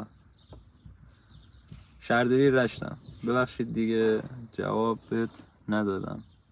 ترنم با منی؟ منم خوب نیست. حالت خوب نیست؟ حال یه ایران بده. آره برای همین من تعجب کردم آخه. چرا فرمان؟ مهدی خودت عصبی نکن داشت. نوکرتم مصطفی، چه خبر؟ خوبی؟ مهدی اونجا بیشتر روز من هستم. نمیدونم چی گفتی، نتونستم بخونم. مهم این است تو لایو امنیت داشته باشه برای خانوم ها همه. اصلا نه خانوم ها آقا، نه خانوم ها، برای آقا، برای یک مرد چی مهمه بچه ها؟ اینکه یه جا بری اعصابت خورد نشه، یه چیزی حداقل یاد بگیری. یادم نمیگیری حداقل احترامت حفظ بشه. میدونی چی میگم؟ من که احترام میبینم احترام میذارم، همونقدر احترام میبینم همونقدر 2 برابرش احترام میذارم. وظیفه منه. خدا رو شکر یه سری چیزا هم تو این لایو یوتیوب باب کردم، میدونی؟ حداقلش اینه که یه سری چیزا رو باب کردم. اینکه صرفا دنبال دونیت نباش، اینکه با افراد عادی هم لایو میتونی بذاری. خب خیلی کم بودن، نمیگم کسی نبوده قبل من، ولی من اول میتونم بگم من استارت زدم که با بچهای غیر از یوتیوبر هم تو میتونی لایو بذاری. میدونی چی میگم؟ لایو مشترک بذاری، آشنا بشی باشون. نمیگم من اولی بودم، من جز اولیا بودم شاید. من حداقل میتونم بگم تو لایو من جز تنها لایوی هم که بیادبی و رحم نمیکنم، هاید میکنم. اینا رو حداقل میتونم بگم. ایرا سلام. خب حداقل میتونم بگم اینو دارم باب میکنم. خدا رو شکر. حداقل اینو میگم 2000 نفر آدم حسابی رو دور خودم جمع میکنم. حالا اگه بشه 3000 بشه 4000 همه آدم حسابی هن. چرا؟ چون آدم بیادب توی کامیونیتی من جایی نداره. تا سعیم دارم احترام میذارم، ویدیو میگیرم، تلاشمو میکنم. الان هم امشب ویدیو نذاشتم بچه‌ها به خاطر اینکه ادیتش یه ذره کار داشت، فردا به دستم میرسه، فردا ویدیو رو میذارم. دنبال هیچ چی هم نیستم، دنبال این نیستم که ازتون پول بگیرم، چون وظیفه‌ای ندارید بخواید به من پول بدید. میدونید چی میگم؟ چون وظیفه‌ای ندارید بخواید به من نوعی پول بدید. منی که اینور تلفن واسطادم، شما وظیفه‌ای ندارید. همین که اومدی لایو من تماشا میکنی بزرگترین ارزشیه که به من میذاری. پس من موظفم که همین ارزش رو همونقدر 2 برابرش رو بهت بذارم. سوالی اگه داری بتونم جواب بدم، کمکی اگه بتونم انجام بدم. میدونی چی میگم؟ دست 4 نفر رو بگیرم. ولی بقیه اینجوری نیستن ها. به خدا دارم خودمو بزرگ نمیکنم، من کوچیکم، از همه کوچیکترم، از همه بدترم، ولی بقیه این کارو نمیکنن. خیلی دل میخواد، خیلی دل میخواد من این وایس ها رو براتون بذارم، شما باید گریه کنید. وایس هایی که برای من میفرستن، عکس و فیلم هایی که برای من از زندگیشون میفرستن، به قرآن باید بشینید گریه کنید. یه روز من اینقدر بهم فشار اومد رفتم جاده انزلی فقط داد زدم. ایرا جان، نیلوفر بیهوشه، خب اینجوری بهت بگم راحت سلیس، فقط و فقط نیاز به دعا و انرژی مثبت داره، همین، هیچ چیز دیگه ای نیست. نیلوفر یکی از بچهای گروه ماست، مثل دختر خاله من، مثل دختر عمه من، مثل خانواده من. نمیگم مثل خواهر چون خیلی دل میخواد تو به یکی واقعا بگی خواهر. گرفتی چی شد؟ اینقدر راحت نگید به یکی خواهر. نیلوفر هم یکی از اعضای خانواده ماست. حالا یه مشکلی براش پیش اومد، تصادف کرده، فقط و فقط انرژی مثبتتون رو میخواد، چون این جای کار پول به کار نمیاد، هیچ چیزی به کار نمیاد، فقط و فقط انرژی مثبت. اینم از نیلوفر. ملودی سلام.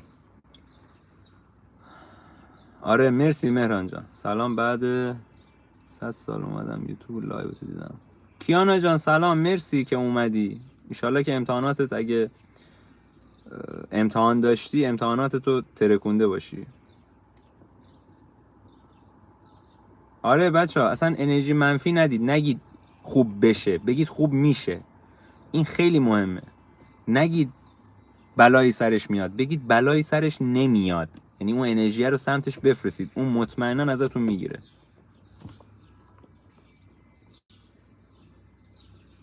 داش من روبروم سینما نیستم، من میدونی کدوم ورم، من این ورم سعدی ام، ولی الان فکر کنم 2 تا 3 تا فیلم چرت و پرت دیدن. حمید گودرزیناست. سرم چرا گیج رفت؟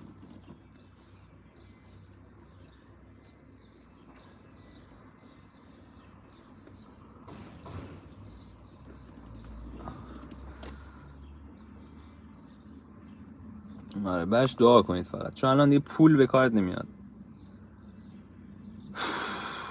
درود احترام، تازه وارد لایف شدم. هلما سلام، خوش اومدی. فرمان خدا دلم روشن، خوب میشه، شک نکن. ایشالله که خوب میشه، 100% خوب میشه. کجای هوا روشنه؟ قاسم جان رشت. علی عشقی این چند روز آره یه ذره کم بوده خواب دادم. دیشب مثلا، یعنی دیشب که نه، صبح ساعت 8:30 فکر کنم با آقا جواد فکر کنم خداحافظی کردم. درست آقا جواد 8:09 بود دیگه. آره تا بخوابم یه ذره کارامو انجام بدم، تا بخوابم ساعت 11 یکم بیدار شدم، چون باید می اومدم برای آرمین وسایل میگرفتم میفرستادم. 1-2 هم بیدار شدم اومدم رشت، یعنی 2-3 ساعت خوابیدم. قبلش هم همینجوری بودم. امیدوارم آرمین خوشش بیاد. الان آرمین خسته از خوابه، ولی بهش پیغام دادم، بهم وایس هم داد، تشکر کرد. اصلا نیازی به تشکرش ندارم، ولی خب میگم که بهش فرستادم، امیدوارم برسه به دستش، لذت ببره. با عشق فرستادم. دانیال جان نوکرتم.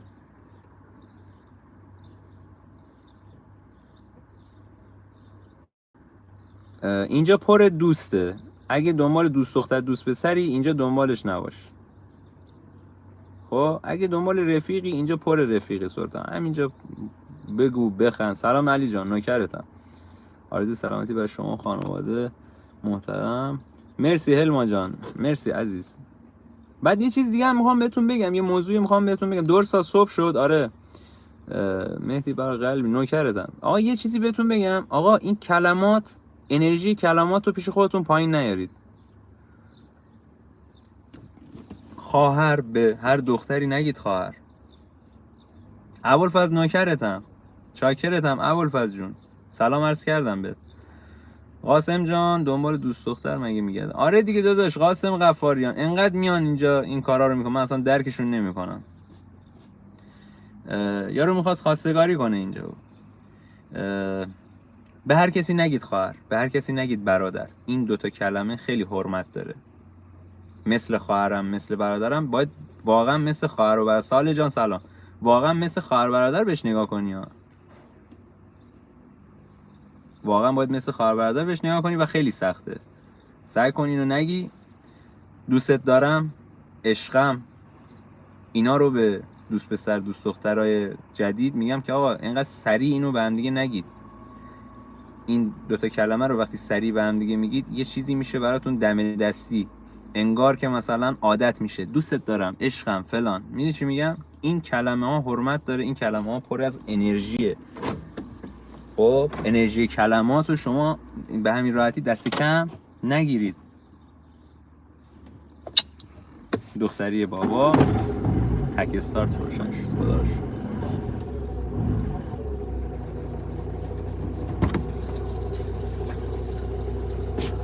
ساگت نمیخوای بردی؟ بر مازیار آوردی؟ نه اون برای کدوم بر؟ اون بر آه خب برم الان. صبحانه نمیخواستی به ما بدی؟ بردم بریم داشت 6 ماه اونجا باشه. کجا؟ اونجا؟ برو مواظب باش. گرفتی چی شد؟ کجا؟ زنگ بزن بیدار. مازیار میخواد بره باشگاه بابا. هر کسی به دیگه آرزو خوب بکن. بله من زیاد طولانی اون اولش رو گرفتم خوندم تا تهش رفتم دیگه. گرفت شد. به نظر من شما از قدرت کلمات درست استفاده کنید. نگید که نمیشه، بگید میشه. یه بار اینو امتحان کن. نگو سخته، بگو میشه. این چی میگم؟ هیچ کاری نشد نداره. شما تو هر کاری بخواید میتونید موفق باشید. هر کاری. حتی تو معذرت میخوام از این کلمه استفاده میکنم، سپور شهرداری باشی، اگه واقعا بخوای میشی بهترین سپور منطقه. اگه بخوای، خودت بخوای، میشی بهترین سپور منطقه و مطمئن باش نتیجهشو میبینی. یهو میشی شهردار. حالا نه یهو، منظور اینه که به ترتیب میری بالا. حالا نگی من سپور بودم چرا شهردار نشدم. نه منظور این نیست. میگم به مرور پله‌های ترقی میری بالا. میدونی چرا؟ چون تو بهترین سپور که باشی وقتت از همه آدمایی که دارن کار میکنن سریعتر تموم میشه کارت. ناظری که میاد کارتو میبینه میگه این دمش که این کارو شده درست انجام میده. ها؟ اینا حالا تو ایران شاید این اتفاق نیفتاده. ایران اتفاق نمیفته. چرا ایران اتفاق میفته؟ شما بهترین خودت باشید دیده میشی. آره دیگه داداش. رسته ها رو ول کن، تو خودتو بچسب. منفی نگر نباشید. با اینکه من خودم خیلی منفی نگرم ولی سعی میکنم که این منفی نگری ما بذارم کنار یه ذره اوکی باشم. ولی در کل خوب باشید، خوش باشید. اینجا رادیو گیلان. زندگی کنید. زندگی نه صرفا اینکه بخوای زنده بمونی زندگی کنی نیست. تو برای یک چیزی اومدی و برای یک چیزی هم داری زندگی میکنی. مثلا برای چی؟ مثلا برای چی؟ شاید کوچیک باشه برات. مثلا داری میری یه بنده خدای افتاده زمین، شاید تو اصلا به وجود اومدی که دست اون بنده خدا رو بگیری. نه الان اونگی اصلا میدونی چی میگم تو شاید به وجود اومدی 60 سالم عمر کردی ولی تو 45 سالگی باید اون کار رو انجام بدی. مثال هدف تو از اومدن روی این زمین این نیست که بیای بخوری فلان کنی بعد بسار کنی. بعد اون چیه؟ قراره تو دست یه نفر رو بگیری. خب گرفت. آقا شاید بازم این اتفاق جلوتر باید بیفته. مگه میشه؟ مگه مازیار این چه طرز فکریه؟ بعد اون چه اتفاق میفته؟ زندگی انسانی دیگه به تکامل برس، به پیشرفت برس. تو به دنیا میای میمیری باش. خب 0% این وسط یه سری اتفاقات خب باش. این اتفاقات واسه چیه؟ تو برای چی داری زندگی؟ خودت داری این اتفاقات رقم میزنی. برای چی داری زندگی میکنی؟ برای چی خودت باید تصمیم بگیری؟ آقا تو حالا داری میری تو فلسفه برای من. فلسفه نیست. چی هستی ول کن داداش. فلسفه واقعیت نیست داداش. واقعیت اون چیزیه که من فکر میکنم. واقعیت اون چیزیه که تو فکر میکنی. اگه تو فکر میکنی واقعیت اونه پس برای تو واقعیت اونه. برای من اون واقعیت نیست. باش اینی که میگی تو بهترین خودت باش دیده میشوی. بهترین خودت باش برای خودت. دیگه من برای کی گفتم؟ نگو سپوری بهترین نه باشی. بابا دارم من یکی مثال تو میزنم، رو از می‌بینه. مغلطه نکن اینجا رو مغلطه نبر نه، جای من دیگه. حرف من گفتم که آقا تو هر کاری داری میکنی بهترین باش، حتی سپور شهرداری برای هستی خودت بهترین باش. اون بهترینه جواب میده، نه اینکه مثلا بگم من بهترینم که چی، نه میگم که اون بهترینه جواب میده. تو اگه بهترین باشی دیده میشی، نه اینکه صرفا من بهترین باشم خب من بهترین باشم شما باشی. دیده بشی چی بشی. آقا تو دیدگاهت با من خیلی فرق میکنه مازه. تو دیدگاهت برای خودت، من دیدگاهم برای خودم. اصلا من دیدگاه من نظر شخصی اون نمیگم که این چه اتفاق میخواد بیفته. هیچی. نه برای تو هیچی. همین. برای من خیلی اتفاقات میفته، برای تو هیچی. چون نمیتونم به توضیح بدم دیداش. من از دید من برای من شاید یه سری اتفاقات بیفته که من خودم اون اتفاقات رو قبول می‌کنم. چی میگم؟ این حرف اصلا برای من یعنی همون حرفی که زدم زندگی کن برای خودت، برای دیگران زندگی نکن. این غیر تو ممکنه. گفتی اون برای دیگران نباید زندگی کن. این غیر ممکنه دیگه غیر داداش. ممکن است. داداش غیر ممکنه. چرا چی مثال بزن. مادرت، برای مادرت نمیخوای کاری بکنی میشه برای دیگران دیگه داداش. من حتی برای مادرم کار میکنم، برای خودم انجام میدم. برای مادرم صرفا نیست. آقا برای خودت آره چه اولا دیگه برای خودم. میگم یک برای آروم کردن خودم، طرز فکر دو برای اینکه بگم مادر منه، همه چیز میشه برای من دیگه، برای مادرم نیست. خب من هدف دیگه مازیار 17 روز توی بیمارستان بالا سرش وایسادم که بیدار شه، باش حرف زدم که بیدار شه، از کما در بیاد. صرفا برای اون بود، نه برای خودم بود. چون من مادرم رو دوست دارم، خب عاشق مادرم، برای منی، برای خب. مادرم نیست. خب تو زندگیت صرفا قرار چی بشه؟ خب بکش خودت به خاطر مادرت نمیکشی خودت. آفرین. خب دیگه پس میشه برای اون دیگه. مامان نبود واسه نبود. آقا میگم برای اون داری زندگی میکنی. الان مادر رو من مثال زدم، میگم تو برای اون داری درست زندگی مثال میکنی. زدی. تو الان داری پول در میاری، برای چی داری پول در میاری؟ که مادرم که تمام دوستش شد. دارم سالم. پس بازم میرسه به یک شخص. حالا گیریم مادر رو بذاریم کنار، امکان داره یه نفر دیگه بیاد تو زندگی، امکان داره یه اتفاق دیگه. آقا نداری چی؟ میگم امکان داره. تویی که فلسفه قبول داری باید اینم قبول کنی دیگه. هیچ چیزی مطلق نیست، همه چیز نسبیه. بله تمام شد. پس تو نمیتونی آینده تو پیش بینی کنی که شاید شما قراره که اینجوری بذار شاهنامه طور بریم. شاید شما قراره که یه بچه‌ای به دنیا بیاری، اون بچه یه دارویی کشف کنه که میلیون ها آدم نمیرن. مثال تو از کجا میگی؟ گرفتی؟ پس تو آدم خوبی باش که ازدواج کردی، بچه آوردی، عین تو حیوان بار نیاد. من حیوانم 100% همینجوریه. کیشکرت نیستی؟ کسافت کیشکرت هستی یا نیستی؟ نه دیگه فرق میکنه. نه آقا منطق تو اینه که تو کیشکرت. پس فلسفه‌ش هم همین. یک بخشی از نژاد من اینه. یعنی مغز اینم خوب. اصلا روز نشدم. هر کسی یک وظیفه‌ای داره تو این زمین. اونی که میاد قتل میکنه وظیفه‌ش بوده که قتل کنه. سلطان تو این ببین این حرفه یعنی نبوده تقدیر داری. نه تقدیر نمیگم. نه من طبیعت رو قبول دارم. طبیعت رو قبول دارم. تو طبیعت میگه آقا چرا؟ چون طبیعت یه ببری هست،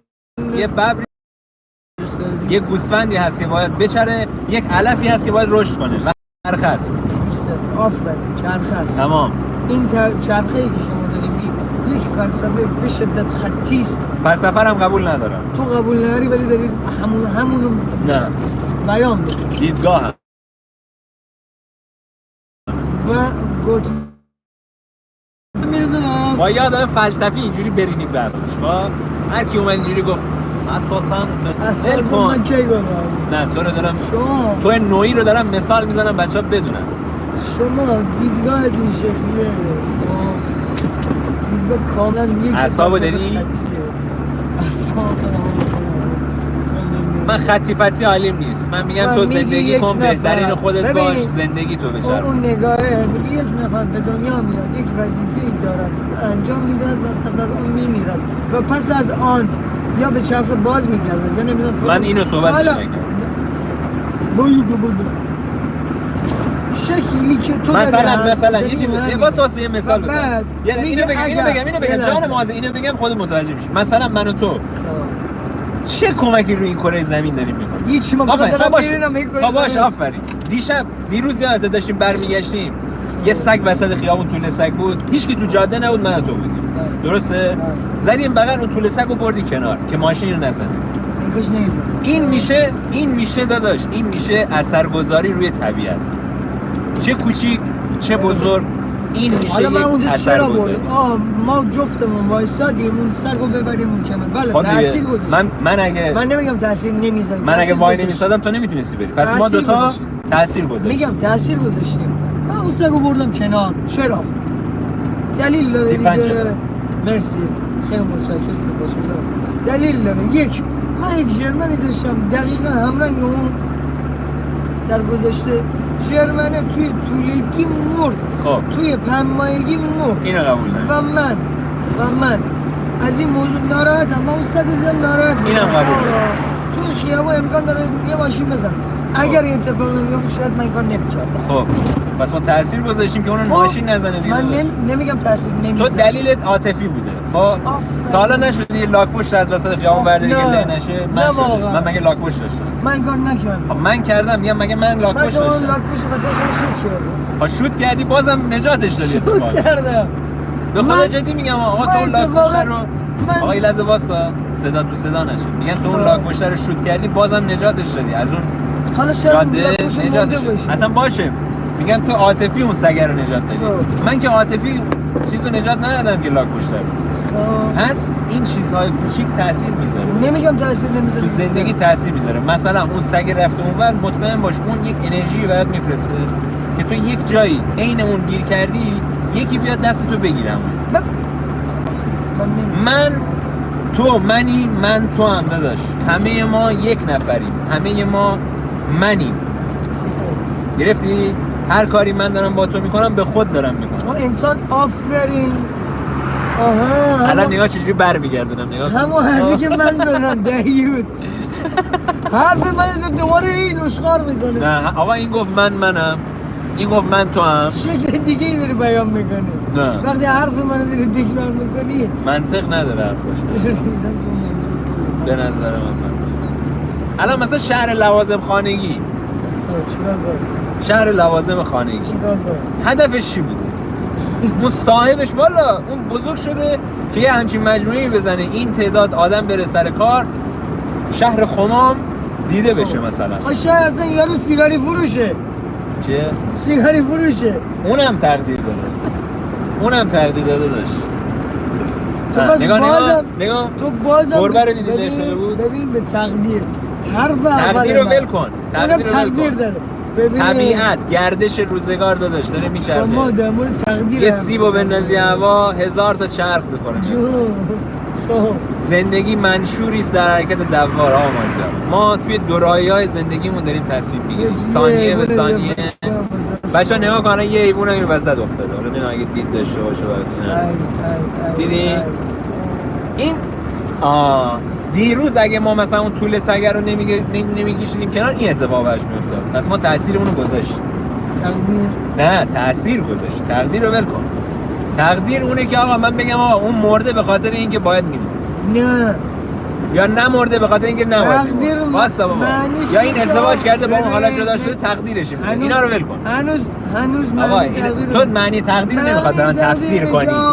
تو نمیخواد برام تفسیر کنی. مقدر شده. نه مقدر نشده. شما فلان وظیفه رو داری. تو عملا حرف وظیفه رو زدی من گفتم تقدیر. تو میگم اومدی گفتی نه من میگم تقدیر. وایسا اینجوری نکن. هممون ثانیه به ثانیه تو دورایی مازر جان. همه من الان میتونستم همون اول بهت بگم مازر خفه شو. لایومو ادامه میدادم تو اصلا هیچی متوجه نمیشدی. این همه حرفم زده نمیشد. یا همین الان میتونم بهت بگم خفه شو. اصلا بدون من حرفمو میزنم. ما تو دورایی داداش. اینو قبول کن. ثانیه به ثانیه تو دورایی. الان 40 نفر تو لایون. تو دوراییه. میتونه همین الان از لایو بره، میتونه همینجا بمونه، شاید چیزی یاد بگیره. مثلا هیچ یاد نمیگیره. چرا داره یاد میگیره اتفاقا. ببخشید شما من دارم ازتون یاد میگیرم ولی کلا میگم داره یاد میگیره. چی یاد میگیره؟ این که آقا دو نفر آدم دارن صحبت میکنن. آقا پنیر بگیرم. میخوام براتون پنیر برشته درست کنم. الان پنیر برشته برنجم بذاری. خدای خیلی حال گشتم. ندارم. خیلی گشتم. اصلا والله بیحالم. نهار نخوردم. نه الان برمیام. اصلا به حرفای ما گوش کردید شما؟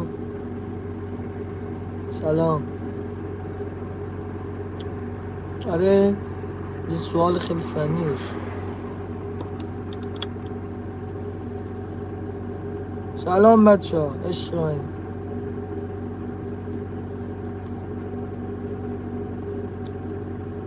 حسن میگه آره گوش کرد. خب نداشت؟ پنیر نداشت. این معمولی میخواستی؟ چون لیغوان لیغوه این نداره اصلا. یا سیامزی. ما داریم میریم به سمت خمام خانه با منزلگه. سرعت 90 تا میریم سمت داف چاه. باشو ملودی لطف دارید خانم عزیز. الیا سلام. سلام بچه ها، خیلی مخلصم. همونجا بخوندی. دانیال نوکرتم بعدش اومد. آره دادم مخم فوتو دیوار مازیاد دانیال نمیشه کشه هاشی. دانیال جان چی بود؟ من دانیال کوردسا. سلام دانیال کرده. آرمان. متاسفانه نتونستم بخونم. مازیار چی؟ روزگار عجیبیه. آره گل محمدی روزگار خیلی عجیبیه. آخه جان جوزه تو انزلی بیم. نه عزیز میریم خمام. بذار چرا من گفت انزلی نمیای؟ نه گفت میگه انزلی میریم مرتضا شب 1992 بازه کر که نیستم نفس. من جسارت نکردم خانم نفس. چیکار؟ میگه مازه کر که نیستم. خان امیلیا مرسی دم شما گرم. کجایی؟ ما تو ماشینیم داریم میریم خونه. بریم خونه. داریم میریم غذا درست کنیم بچه‌ها. چایی بخور. دانیال مرزا عشق منی بیا پیش ما چایی بخور. مرزا رشته. حسن جان میگه خواهم با سبای قلبی داشت جان ببین. بچه‌ها لایک کنید 40 تایی بشیم. دانیال چی گفتی؟ من ندیدم هنوز. دانیال مال کجایی؟ ما هر جفتمون گیلانی هستیم و بچه خمامیم. از اون مهمتر ایرانی هست. نه فرقی نمی‌کنه. من می‌خواستم هم قافیه بشه. ازا سورپرایز ایران رشت. تازه تشریف آوردن لطفا لایک کنید. آخه ترنم مال کجایی؟ همه خوبا په سلام. نفس من خروس نفسیم بابا. بیا مشهد بذاریم چشمامون.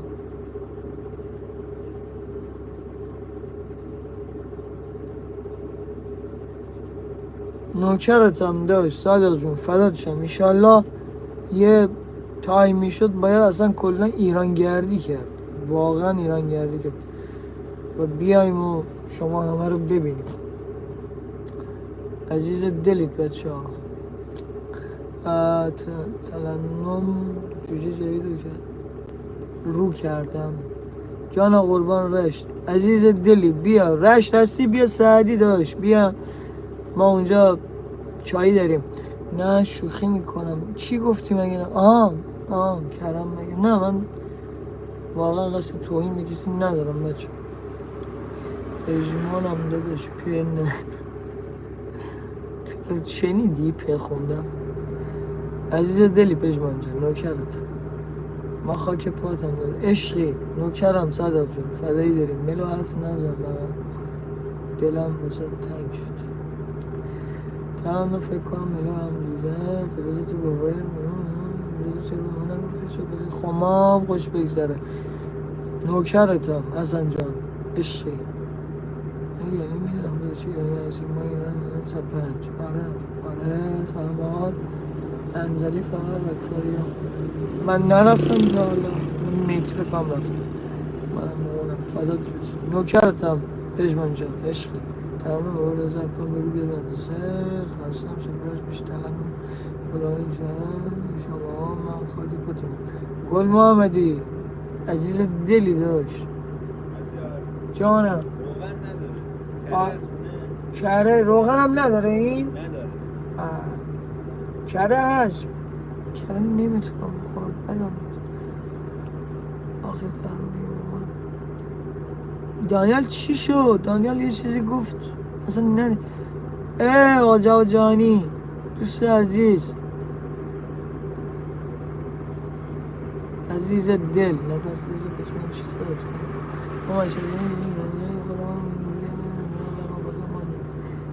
قربونت برم آقا صادق علیزاده، شما جان دلی واقعا.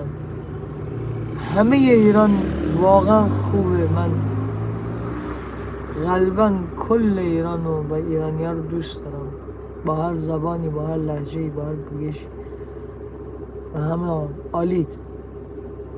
چکر برار عشقی. آقا جواد جهانی شما هم خسته نباشی عزیز دل. ترنم بلوز فرار کرد.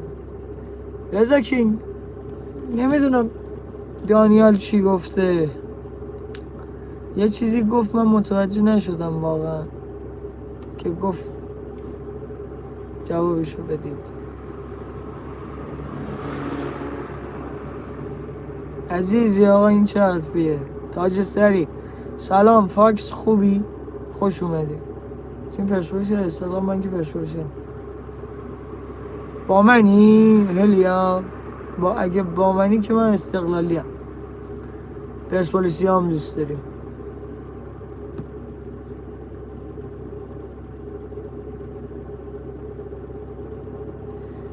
من حقیقتا نمیدونم پانیسا اومده یا نه، نمیدونم واقعا.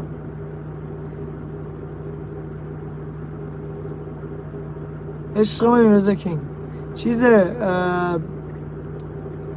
دانیال یه چیزی گفت، من ندیدم چی گفت حقیقتش. زنده باشی پاکش. میتی اومد خرید کرد و اومد. نشون بده چی گرفتم بس. بچه این بستنی های دوره ما زیزی بلو، اینو یادتونه؟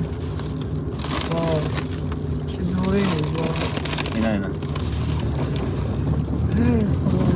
Sisi kullu ati pati teras kutata beta. مادر خانمی جان یادش بخیر. آره اون کیفیت اون موقع رو که نداره قطعا، ولی خب من به یاد نوستالژی بودنش گرفتم. یادش بخیر واقعا. چقدر زمان زود میگذره بچه‌ها، واقعا قدر نوجوانیتون رو بدونین. اینجوری کردی 30 سالته، اینجوری کردی 40 سالته، تموم میشه. ولی لذت ببرید دیگه، لذت ببرید. اینقدر نگید زود دوست دارم بزرگ شم، زود دوست دارم تموم شه، زود دوست دارم کنم. واقعا نکنید. به نظر من لذت ببرید، تو همون تایم لذت ببر. بچگی تو بکن، نوجوانی تو بکن، جوانی تو بکن. ما اشتباه کردیم که الان هنوز اینجوریه. یارو مثلا 20 سالشه میگه من 25 سالم. میگه چی میگم؟ 18 سالشه میگه من 20 سالمه. دوست داره همش زود بزرگ بشه. وقتی بزرگ میشی میبینی تو بزرگی هیچ خبری نیست، تو سن بالا هیچ خبری نیست. واقعا نداری. بریم اون وقت بکن بغلی بازه. اون وقت آره دیگه دیر اون میشه. سر پل بازه. ساعت همینجوری الان 5 بریم یعنی 6 تا بزنیم صبحونه یا صبح غذا رو حاضر کنیم. اینجا بازه؟ نه بابا 6 صبح وسط باز. میسمه. این میسمه نه؟ زوری آره یمک. ولی در کل این که رنگ کمر و گردنم گرفته بود. بیا اینا سن بالا اینه بچه. قرصه رو خوردم گیج. امروز چرا اونو میخوری؟ مریضی مگه؟ زنگ زدم سودابه زنگ زدم آلزایمر شدید گرفتم. کی؟ هیچ یعنی آن واحد رو یادش نمیاد چه اتفاق افتاد، چه اتفاقی رخ میده. ولی مثلا میشناسم، همه چیز رو میدونم. ولی خفیف شده، عصبی، به خاطر عصبی. کوتاه مدتی بعد از صبح میگه قاف کردم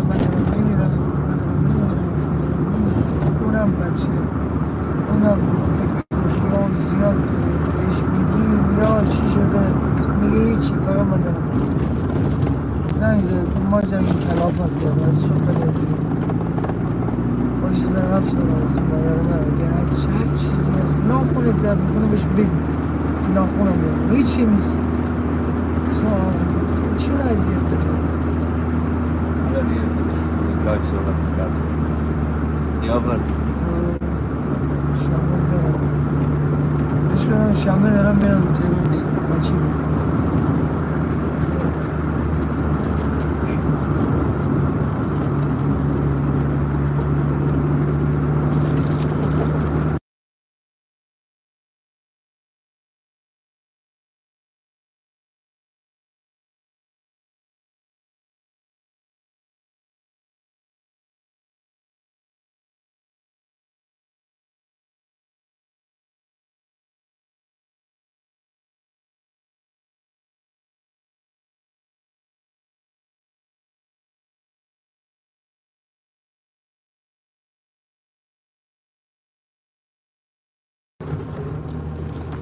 داشونم نیش میگم مازه رو گذاشتم اون بالا که اون حواسش باشه دیگه باش کن چرا نمیگم دیگه چی بگه اونم حق داره دیگه میگم من مازه رو چرا پس چیز کردم این همه بهش اهمیت میدم این همه بهش چیز میکنم آرمان رو نمیذارم آرمان اون پایین مازیار میاد بالا یا مثلا مازیار بهم میگه آرمان رو ببخش من بیخیال میشم پس همه اینا هست دیگه باش من امروز هم داداش نمیگم. چی بهت بگم اون همش غر حق زد بود. غر زد تموم شد رفت خب تو دیگه این همه مدت یک سال اونجایی بره غر رو میزنه دیگه داداش مثلا حق این بود دیگه من میگم این تو حق نباید اعصابت بود. خورد باشه که برای بقیه نباید مچه کنی که چی؟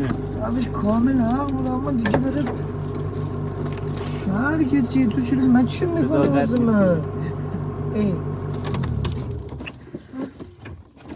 اصلا قد کرد بچه ها رسیدیم این چیه؟ تیر زدن های مادیان او چه من بگم صدا دست بچه هر چی شنیدید نشنیدید نشنیده بگی ای روزگار فکر که صدا قطعه بچه من معذرت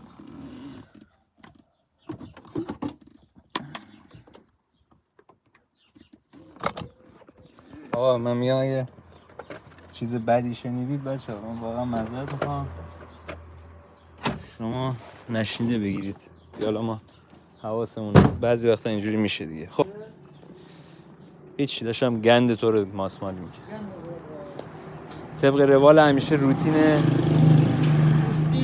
نه روتین میوه صبحگاهی بچه میوه صبحگاهی اینم قوره طبیعی اورگانیک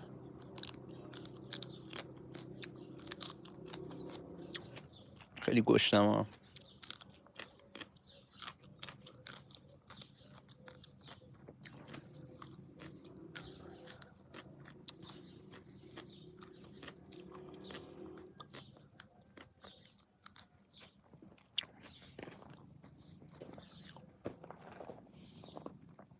طبق روال اکثر اوقات خدایا هیچ پدری شرمنده زن و بچهش نشه طبیعت آسمان خورشید ماه هیچ مریضی رو تخت بیمارستان نباشه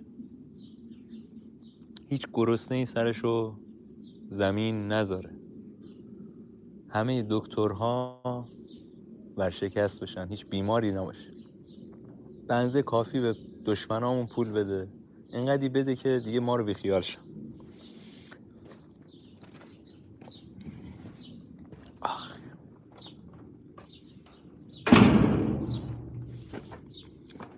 چقدر واقعا طبیعت کارش درسته بچه ها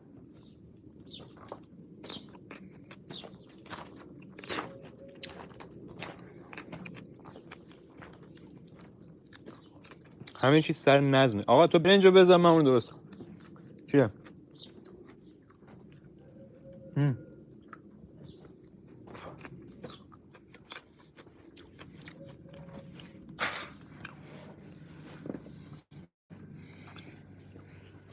تو ای گوسفند این راه چگونه این گونه ول کردند؟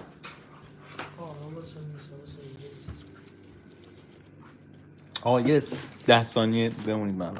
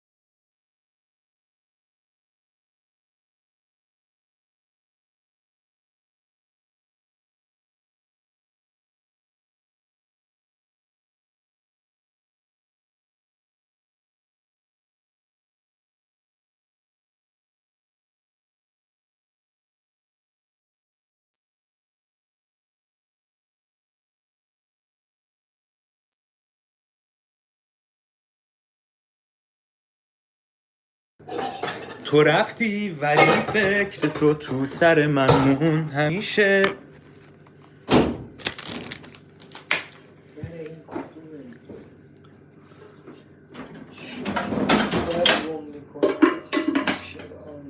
آقا رفتم توی لایو دیگه داشت به ایرانی ها حرف میزد، فکر کنم ایرانی نیست. چون آقا اصلا مهم نیست هلیا، چرا اصلا مهم نیست. الان شما همه برین تو اون لایو، در اصل اونو داریم میبریم بالا، متوجه ای؟ مهم نباشه برات.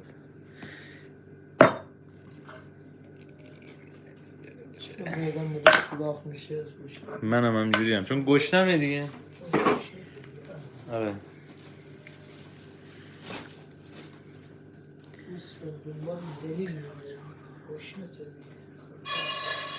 آقا جواد با خانواده‌اش دعوا کرد و قلبش گرفته. چی شد؟ امیلیا چی شد؟ یه داستان رو من تعریف می‌کنم. این پی چی میگه؟ پژمان فارسیه.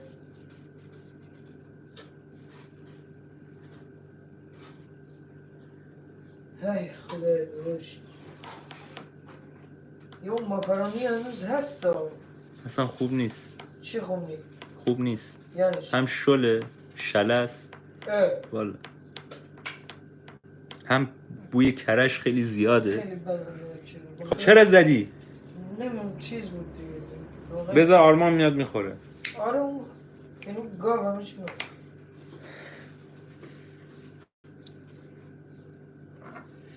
الان پانیسا مریضه.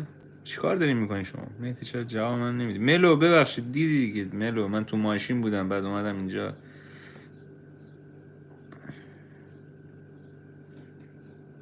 سلام زینب، خوبی؟ اصلا مهم نیستم. چرا؟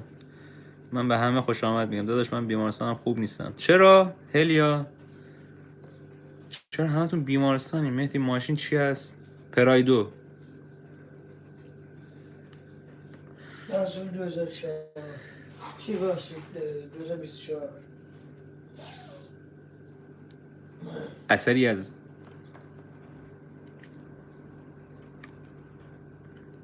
آقا مارکوس راشفورد رفت چیز بارسا. چه حیوان نفس داشتم میکشیم چی چیکار کنم؟ نفس نکشم. اجازه نفس کشیدن نه. با برای اصلا فیلم برداری.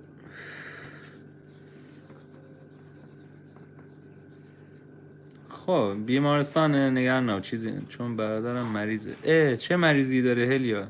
خدا شفا کمک دستمو برمی. کسرا جان شما میتونی ویدیوهای منو ببینی بعد متوجه میشی. آره داداش سرگرمیه چیز خاصی. بچه‌ها واقعا خسته شدم این پویا بود. زینب جان ولش کن. آقا من نمیدونم تو چه اصراری داری که خودتو ثابت کنی دختری یا پسری. الان ما هیچ جوره نمیدونیم بفهمیم شما دختری یا پسری. پس ولش کن ادامه نده. بابا با همون زینب بمون. ما تو رو به زینب میشناسیم. راست میخواستم اینو بگم. همون شده. معلولیت داره آخه الیا.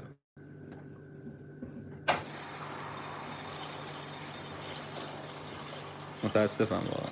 فاکس سلام خوبی؟ سارا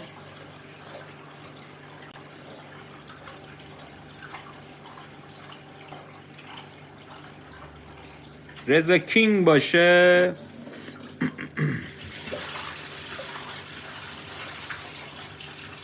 امیلیا میگه چند دقیقه پیش تو لایو هادی بود و داشت حرف میزد حالش خوب بود. امیلیا راجع به اینا دیگه آقا حرف نزنید صحبت نکنید. پژمان جان جو الکی این پژمان هم نمیدونم چرا داره اینو میگه. جو الکی نده ولش کن. به خودش پیام بده ببین حالش خوبه یا نه. ساعت 6:05 صبح تو لایو هادی چیکار میکنه؟ چاکرتم رضا. خیلی وقت الان مرخص شد. ان شاءالله خدا بهتون دل خوش بده و به داشتون سلامتی. زینب حقیقت بپرس. من نمیدونم بپرس.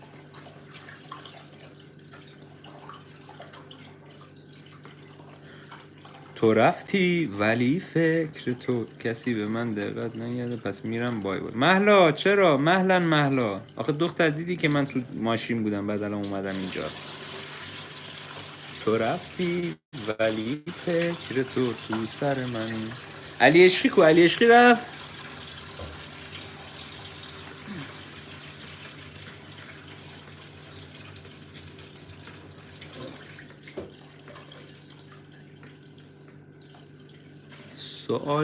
سوال بپرس جنجالی تو به من یعنی چی زینب؟ قربونت نفس مرسی تا الان موندی. نفس جان با پودر دریا. ملا جان قربونت اومدم ببینم اومده این لایو یا نه. خب قاعدتا میدونه تو میای اینجا نمیاد دیگه. علی عشقی رفت من اومدم. منصور عزیز منصور عطایان خیلی خوش اومدی سلطان. نمی کنم زینب. من بپرسم من سوالی ندارم. اگه شما سوال دارید بپرسید. من اون چیزم حوصله ندارم سوال کنم. من همیشه صندلی داغ من میشینم اول. مهدی علی عشقی علی عشقی درگیر باباشه هنوز. ان شاءالله به باباش خدا سلامتی بده. نوکرم چاکرتم.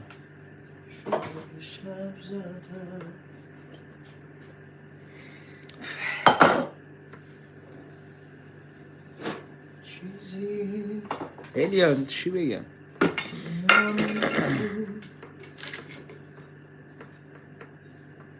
سرم درد گرفت از گشنگی بچه. ببارم قربونت پژمان جان.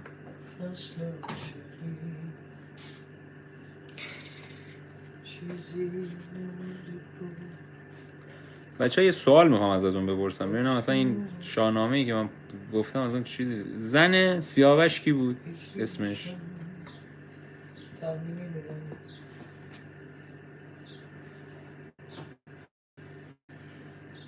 فیفاه؟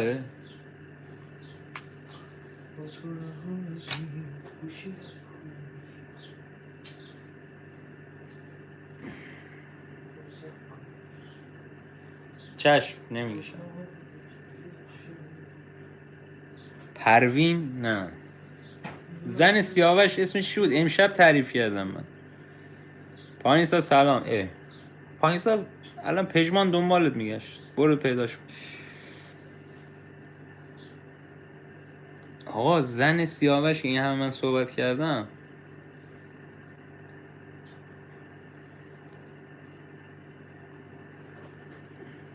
هلیا جان ما همیشه دیگه همین موقع دختر افراسیاب بود. آفرین. اسمش چی بود؟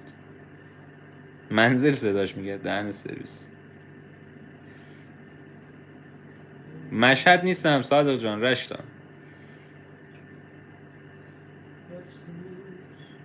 آفرین امیلیا، احسن. رفتی سرچ کردی امیلیا؟ فرنگیس بود. احسن. زن رستم کی بود؟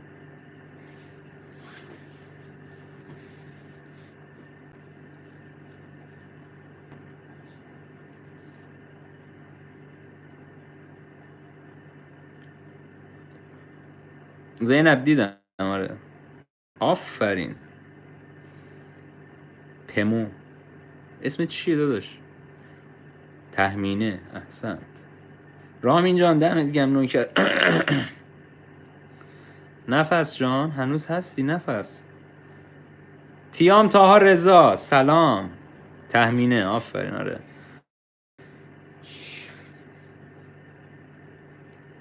نوکرتم صادق جان، دورت بگردم فدات بشم. مشهدیات پرچمشون بالاست. تهمینه. آفرین. آره دیگه داداش رستم اسمش چی بود؟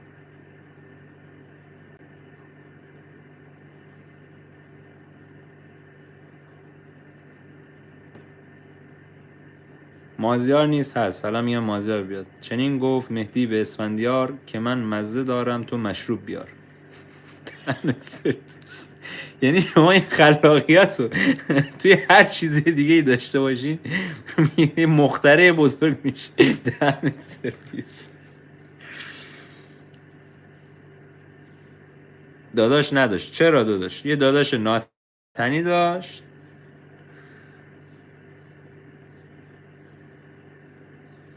یه ذره قلبم ایشالله چیزی نیست.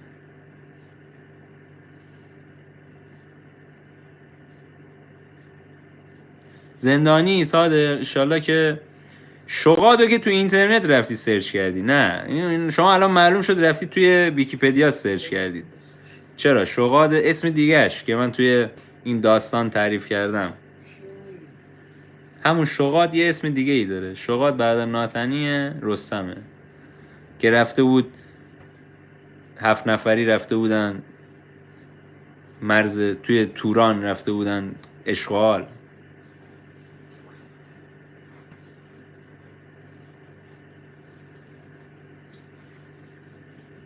انشالله همه زندونیا به ناحق که تو زندونن کارشون درست شه.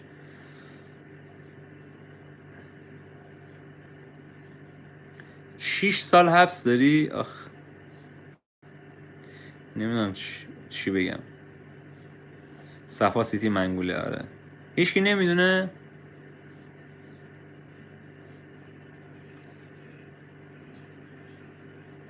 رفته بود داشت میمرد، بس رستم اومد داد زد و فلان. 3 سال کشیدی؟ پابند داری الان؟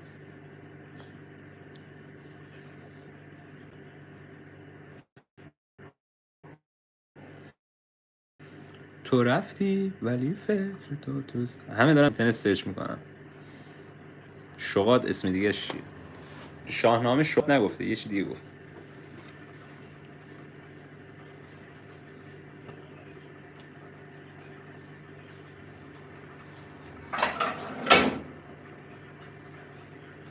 خب میخوام براتون پنیر برشته درست کنم بچه. پنیر برشته علی پروین. آره داش متی بگی بخوز حوصله داری. تیام رشتشینی. یکی این که میخوام پنیر برشته درست کنم. پنیر برشته یه غذاییه که برای شرق گیلانه، لنگرود اینا. خب خیلی هم غذا خوشمزه ای.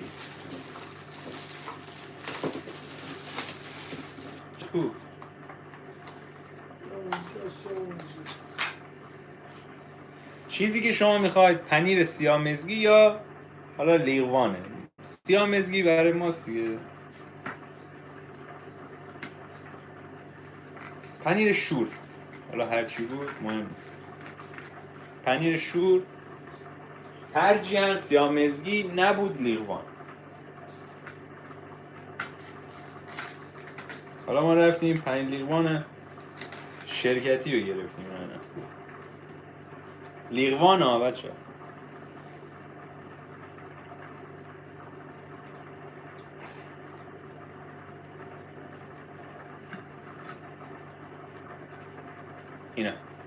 این پنیر لیغوانه، شما میریزید داخل مایتابه، یه ذره خوردش میکنی که راحت تر بشه کار.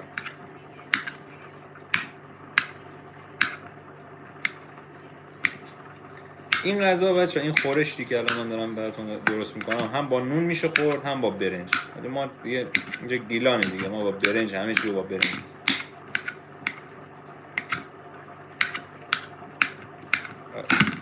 خورد که کردی، سلاطین علم و ادب. روغن بهش اضافه میکنیم. ما روغن نداریم، به جاش کره میزنیم.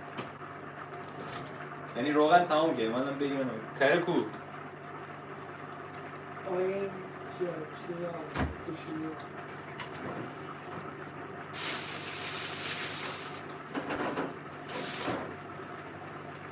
اون بر روغن نیست هست. اون چیزه مدنی آوردی؟ تو آوردی؟ مطمئنی؟ بذار من این نگاه بندازم بید.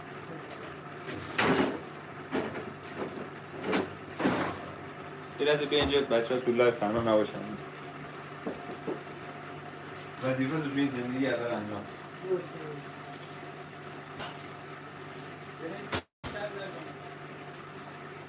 دیگه فوزیگی برنج رو نکن دیگه.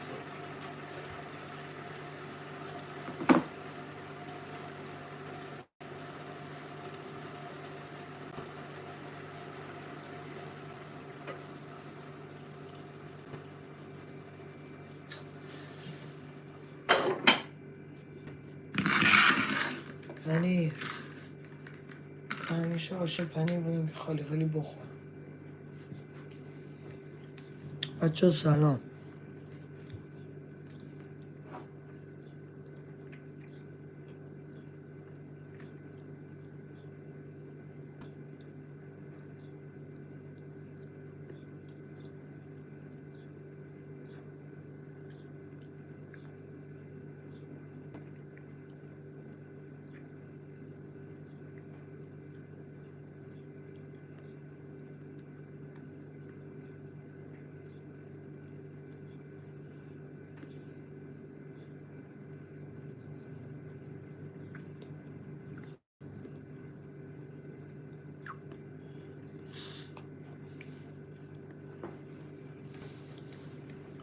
خیلی مخلصم رضا کینگ عزیز، عشق منی داشت.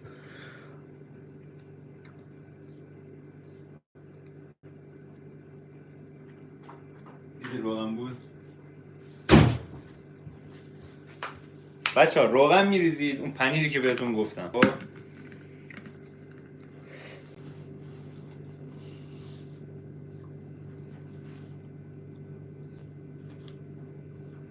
برنج نریزی نه؟ نه دیگه الان دیگه به فایده نیست. چرا الان؟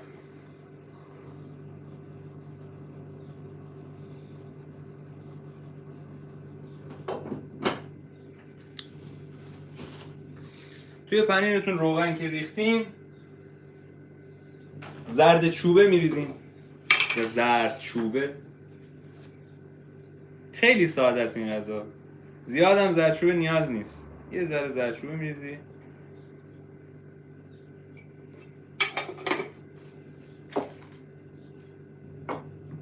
این شویده؟ نه این نیست. بو کن دیگه. نه قیافه شوید نیست. این پایین بکنم دار اینجا؟ آره.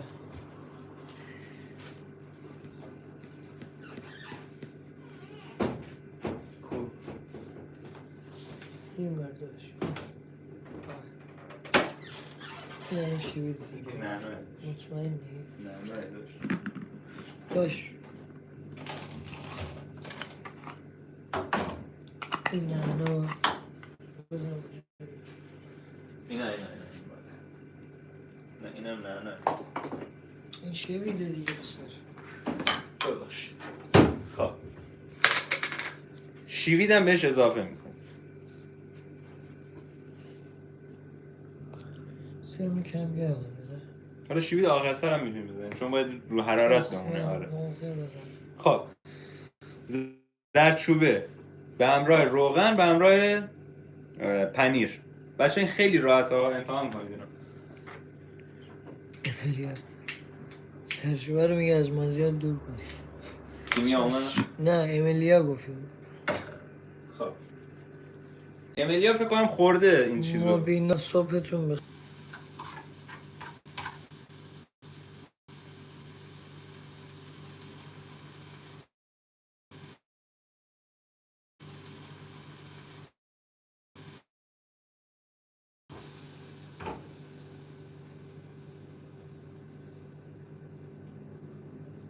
یا نه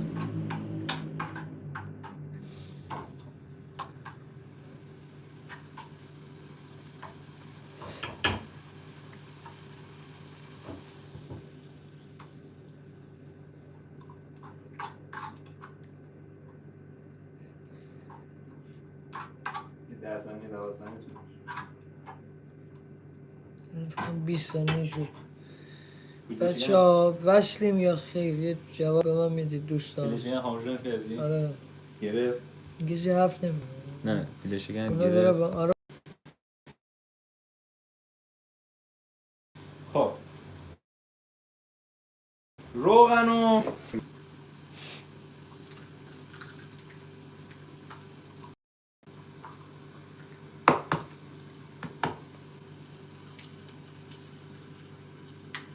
این غذا رو حتما امتحان کنید.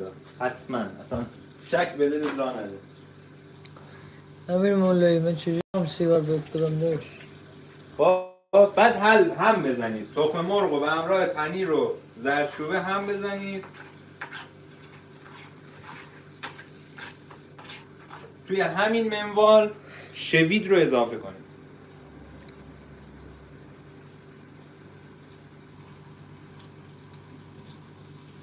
خیلی بهتر.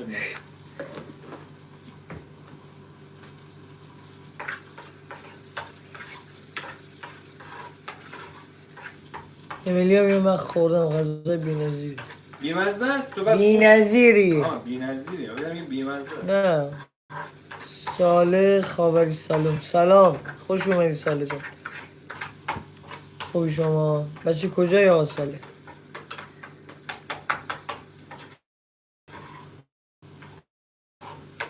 دود نکن داداش. باش. یه کام آخر رو میگیرم میندازم.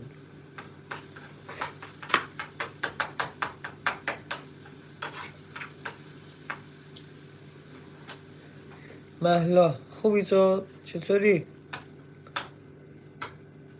ماما میا ماما سیتا. آقا سال خیلی خوشبختم. از سیستان و بلوچستان. چند دقیقه شد؟ 5 دقیقه شد. این میشه یه خورش. حاضر. درود فقط به الان باید شما. منتظر برنج باشی. سلام نفرمایید صبحانه. بله ما شام و صبحانه‌مون یکی عملا.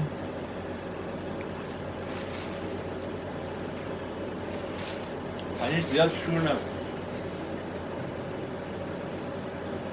کاکتوس خیلی خوشبختم از براز جون. البته فکر کنم به آجا جهانی جواب دادی. آجابا چی گفت؟ به کاکتوس گفتی چیزی من هر جفت بچه مشهدیم و فلان. بچه کجایی؟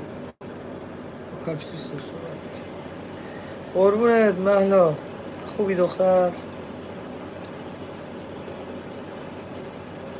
منم خوب. آقا جواد این غذایی که من درست کردم رو امتحان کن. خب غذای خیلی خوشمزه ایه. اینو امتحان کن. بچه‌ها شما هم امتحان کنید. پنیر، زردچوبه، روغن، تخم مرغ به همراه شیوید. اصلا هیچ چیز دیگه ای نمیخواد. پنیر شورا نه پنیر خامی برید. پنیر خامی هم میشه ولی خب اون لیغوان و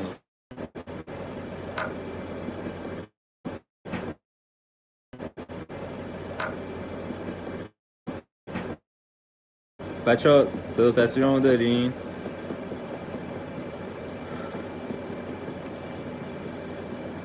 اونجا ننداز دیگه ری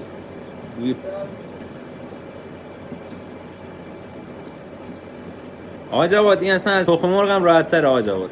آقا جواد این اصلا از تخم مرغم راحت تره آقا جواد. از نیمرو هم راحت تره. نگاه از نیمرو هم راحت تره. نگاه ماهیتابه یه ذره روغن بریز. آقا صدای من اومد بهم بگید من ادامه بدم.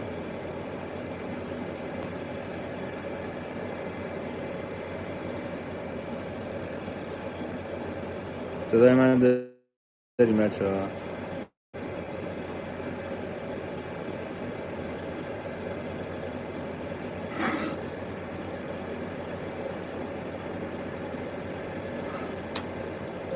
مرسی امیلی. دو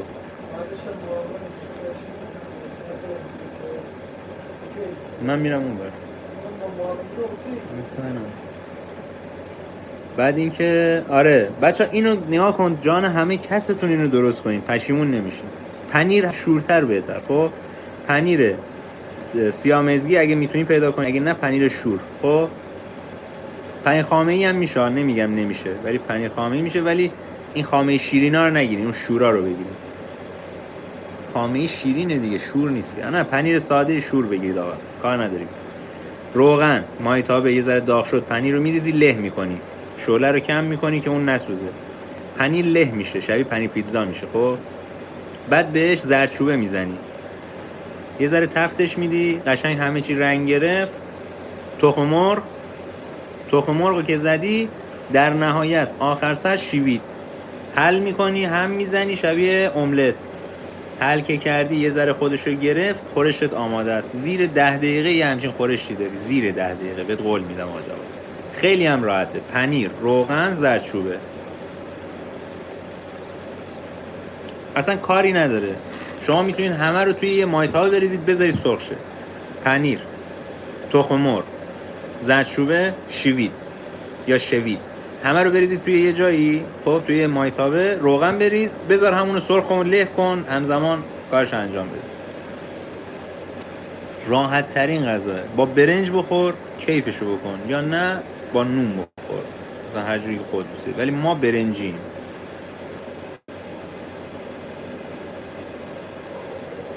نفس چی گفته؟ آقا اینو امتحان کنین به خدا پشیمون نمیشید.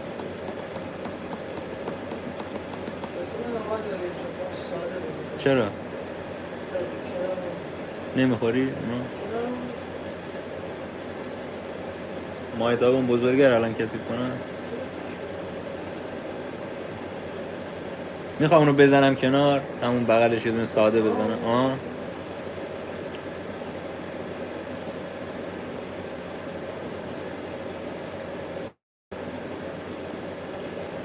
میلاد جان سلام. آقا جواد آماده هستی؟ بهت بگم بنویس. یه مایتابه توش روغن، پنیر شور به همراه، اسم غذا پنیر برشته است، به گیلکی، پنیر برشته. خب غذا گیلکیه، گیلانیه. سلام. 2 ساعت دیگه امتحان دارم، زیادم نخوندم. مامان جان نگران نباش، میری تمام، اصلا بهش فکر نکن. هر چی بلدیه بنویس، استرس الکی نداشته باش. مایتابه رو میاری جلوت میذاری، پنیر، روغن به همراه زردچوبه.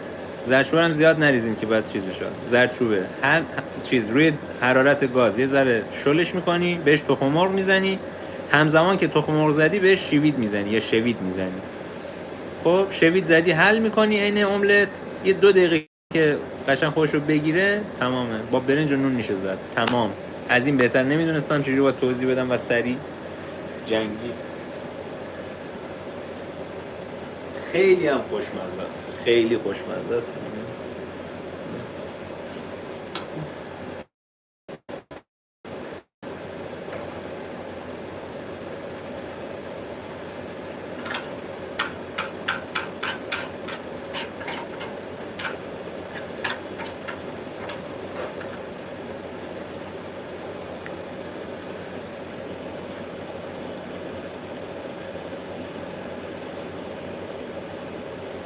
دیوانه رفتم 2 ساعت دیگه ما باید خودمون رو به زندان مانیم. آی صادق جان الان راباز نیستیم اگه صادق باید بری داخل.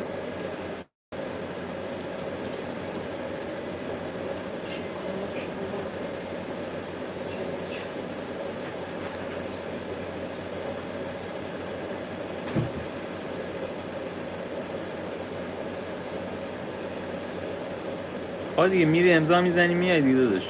بعد کم کم هم یه پابندی چیزی نمیتونی بگیری دیگه نری داخل.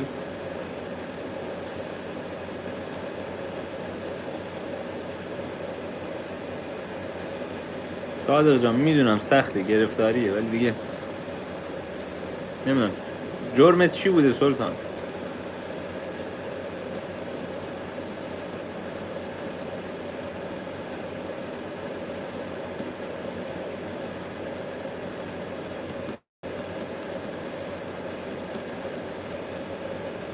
جرمم تیراندازی.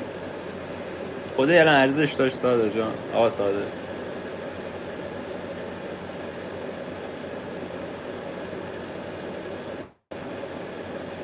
انشالله که حل میشه. خوش رفتاری میخوره به سلطان.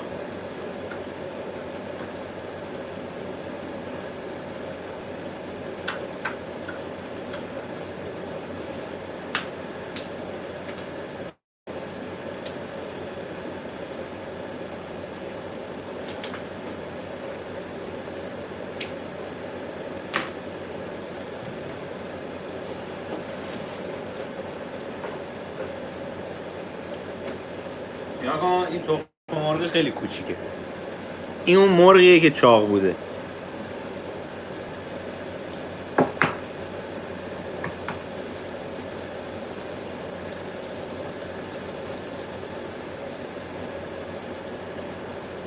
حتما میگی چرا تخم مرغ زدید. مازیار گفت یه تخم اضافه کن من بیشتر میخورم. یعنی این تخم مرغ ساده میخوره با هم.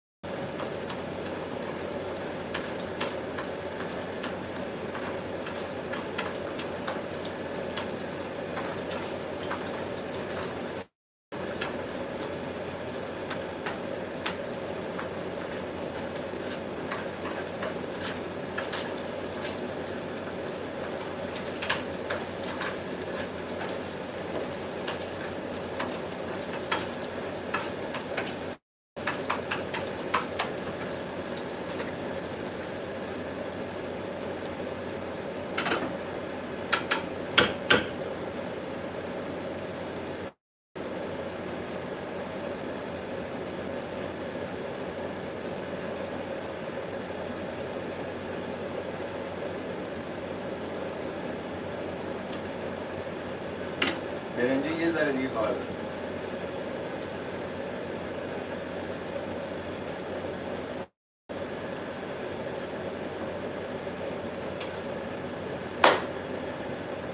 جاتون خالی.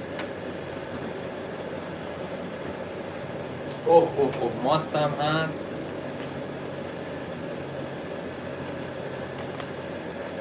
الان مادر درونتون فعال نشه نگین دهن زدید. با خودمون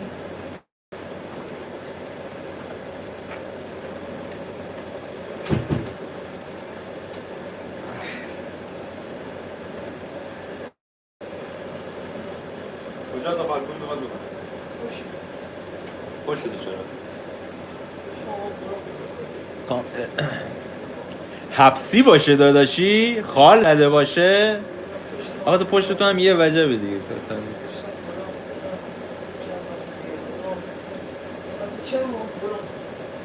چی بکنم من؟ بزن تا میتونی چاکت پارش.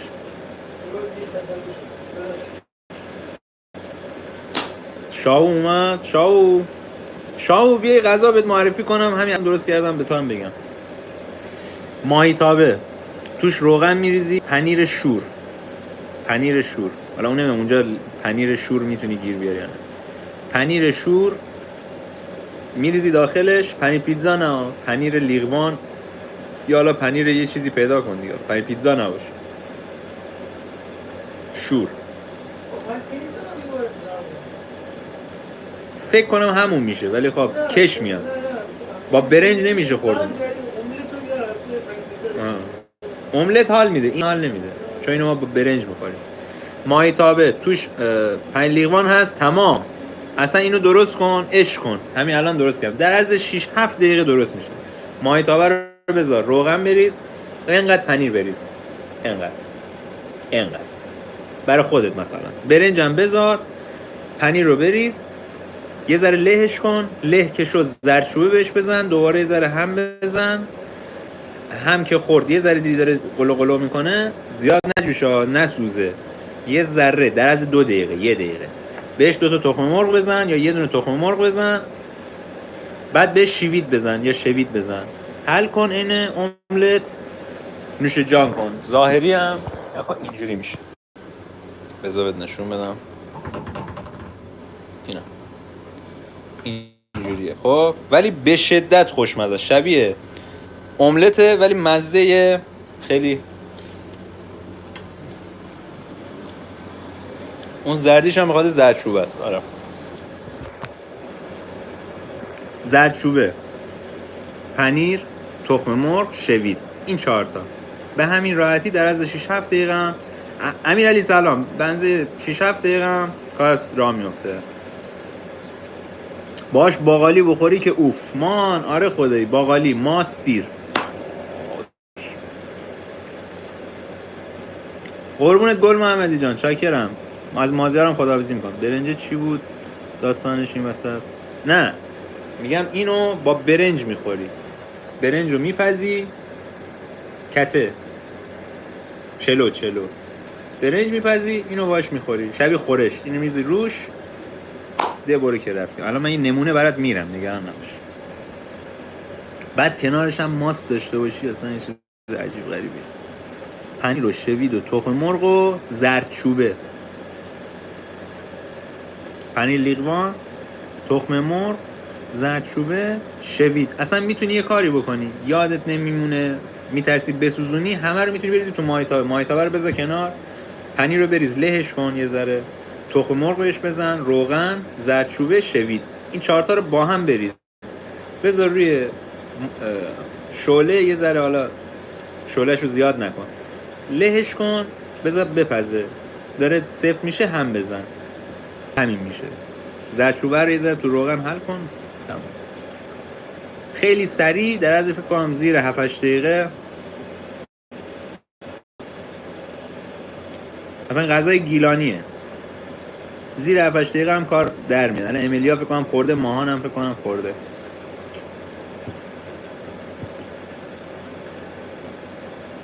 آره شاو درست کن، کیف کن، کیف. هرچی شورتر دیگه نمک نمیزنی بهش، هرچی پنیر شورتر باشه مزت بیشتره،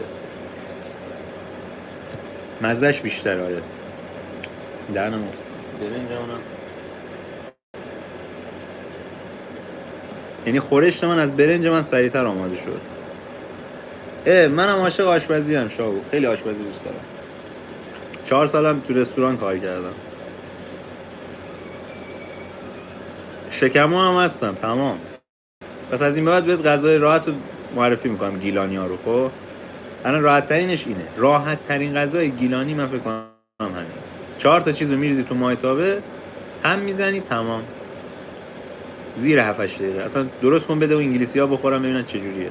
هم با نون میتونی بخوری، هم با برنج. ما گیلک ها با برنج میخوریم سلطان.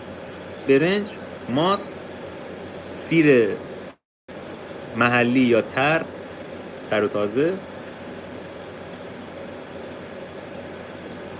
دوره آشپزی رفتی؟ تمام دیگه داشت دیگه. من چی بهت دارم میگم، خود دیگه بلد کاری دیگه. پنیر رو یه ذره تفت بده، زردچوبه با روغن، بعد تخم مرغ رو که زدی همون لحظه شوید بزن، هم بزن، تمام. ماما میا ماما سیتا.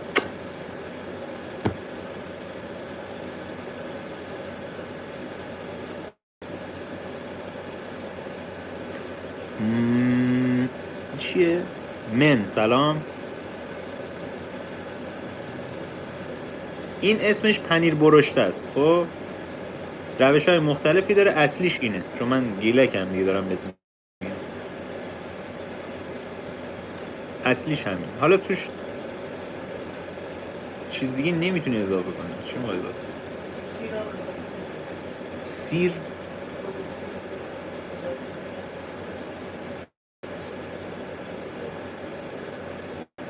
اصلیش لنگی رو داره، فقط تخم شوید و با زرچوبه. اون تهرانی ها نمیزن داشت. اینو همین حسین سرپرست به ما اینو یاد دادی داشت. خواهی دیگه حسین لنگی رو دیدی؟ ما عرق صادق جان نوش جانت باشه، من اهلش نیستم سلطان. خب چند تا روز داریم چند بیشتر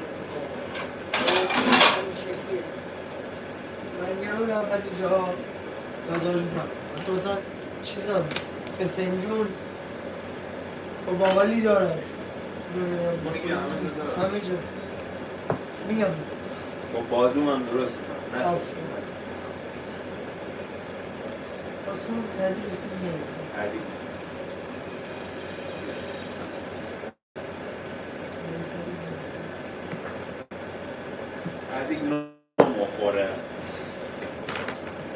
برنجو داری؟ الو میکنه الو.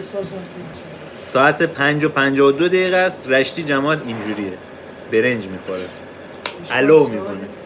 نرفتیم دیزی چی؟ برنج رو خب گیر بریزی و غذا من کلی غذا سنگین عشق دیزی کلا پاچه مرغ. خوش اینی که نمیخوری؟ نمیخوری؟ چی رو میگی؟ اینو دیگه بریز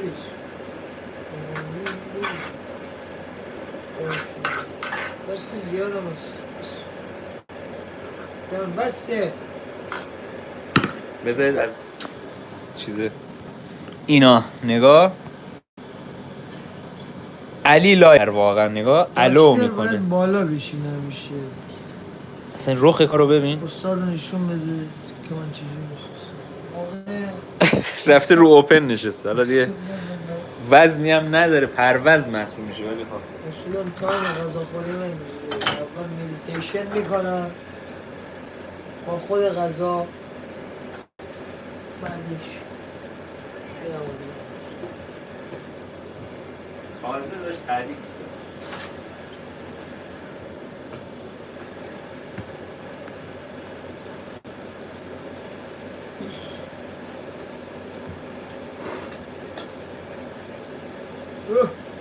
غذا رو بش غذا رو بش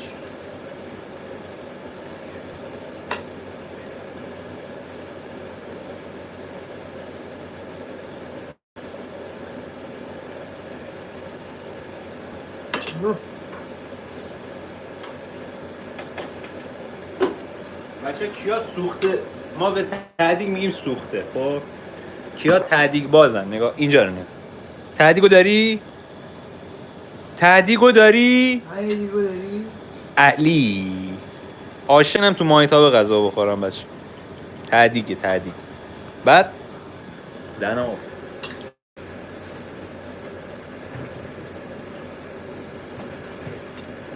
سلام دارم تو قیامتشونی لاست نزن افاد پیش بیده ما ماست و خیار درست کنم.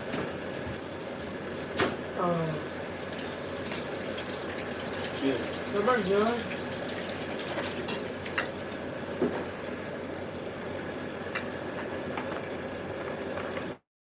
او شوتره همون بریز همون هم بزن خودی پایینه دیگه شما من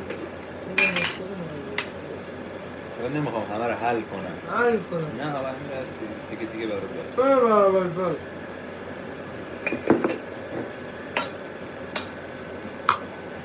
با قلب من مالینم با قلب من. بچه ها اینم بهتون بگم این دلار است. این دلاره نگاه این دلاره. این همون سبزی معطریه که ما بهتون میگیم دلار، یا همون نمک سبز با ماست. اینا میگیم بینه، شما میگید نعنا. نه ما میگیم چوواش، شما میگید ترخون. اینا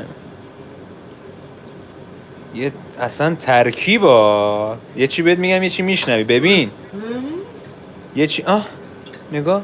نه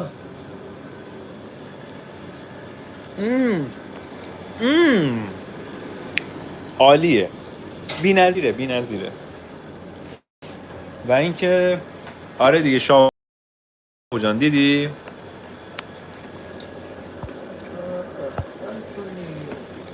عشقم چقدر راحت یه همچین غذایی رو میتونی بزنی بر بدن. کیا عین من دوست دارم توی مایتابه غذا بخورن؟ نه خیلی دوست ندارم. خدا کیا دوست دارم؟ فدات هم شاهو. خیلی هایی که تو میگی اونا خیلی اونجوری. ببخشید بچه من شام دارم میخورم در اصل. نه یه پاستوریزن آره. اونا که مایتابه نمیخورن. نه گل محمدی آقا جواد دهنتون گرم.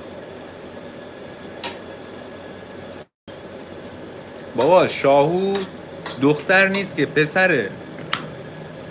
من منظورم به جنس مخالف بود عزیزان دل.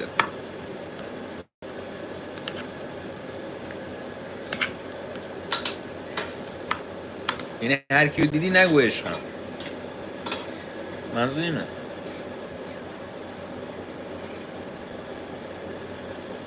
عالیه شاو، اصلا نمیدونم چه لذت. بعد یه چیز دیگه هم بهتون میگم بچه‌ها، با دست غذا خوردن خیلی لذت بخشه، ولی الان دیگه من حوصله ندارم.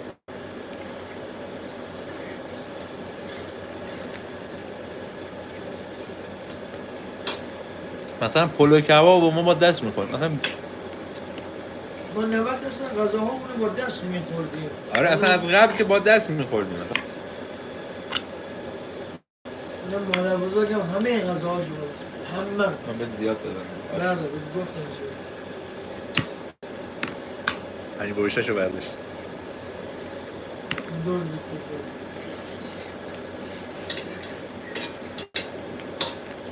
الان مجیبه اینجا گرم بریزیه.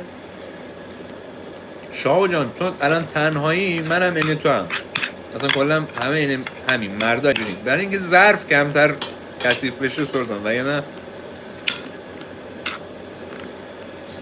نیست خیلی چیزیم سر این جریان. داشت میتی با ما کاری نه. صادق جان بعد بمیرم دورت بگردم انشالله که هر چه زودتر کار گرفتاریت یعنی حل بشه برای زندان و اینا، انشالله آزاد بشی، خیالت راحت بشه دیگه، تو رو قرآن شر نکن. آقا ما مرتب و تمیزیم دیگه شاو، ما نگفتیم تو کثیفی خدا نکنه. این چه حرفیه؟ مراقبت کن خودت صادق جون. منظور اون گشادی است که بخوایم ظرفو بشوریم. حالا ما تو دیدی تو همون ظرفه چیز کردیم، حالا ماستخوری بیار و فلان دیگه. مهمون نیستیم که خودمونیم دیگه، خودمون گول نمیزنیم. با کلاس غذا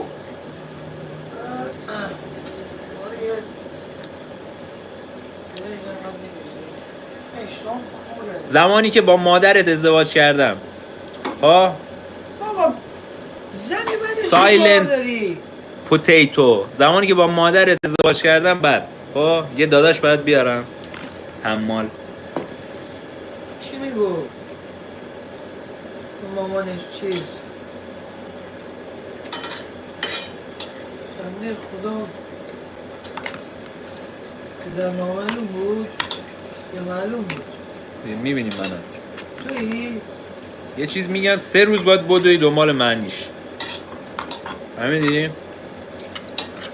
خوشمزدگی نکنین. الان بگوش. نه بگو. نه برو به خونه بسید.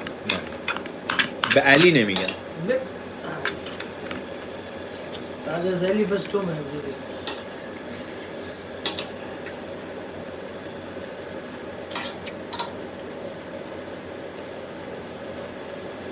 شاید فداتم صادق جان. من باید بمیرم صادق. این حرف چی داداش؟ شما ثابت شده ای سلطان. بچه های مشهد گلم. الان کجا هم؟ الان خونه مازیارینا. یه داشت من به خاطر این لایو دیگه اینجا زندگی میکنم یه جورایی. دیدی مثلا دو تا موجود با هم دیگه زندگی میکنن، هیچ ربطی به هم دیگه ندارن، همزیستی میکنن. حالا ما دو تا هم اینجوری هیچ ربطی به هم نداریم ولی همزیستی میکنیم.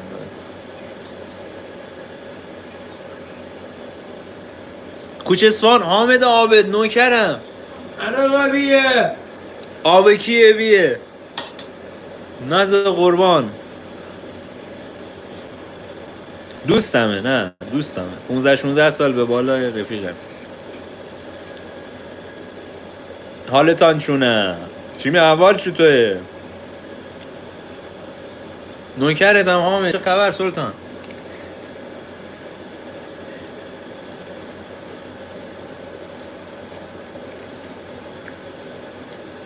خود کوچه اصفهان نشینی؟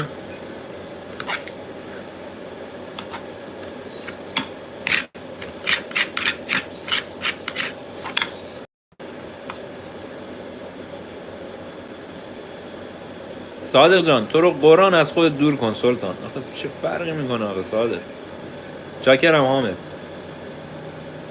لاله دشت پرچمت بالاه حامد جان. جان میمیرم. اومدی رشت در خدمتیم حامد جان. شهرداری سر خیابون سعدی. چایخوری سید. اما تو خما بشین. خما در خما هم اومدی ما در خدمتیم سلطان. صادق جان تو رو قرآن دنبال شهر نباش. به خدا هیچ آخر عاقبت نداره. ما که شهر نیستیم. من کلا من کسی نیستم بعد بخوام چیز کنم سلطان. یه جریش خالی بازی بود.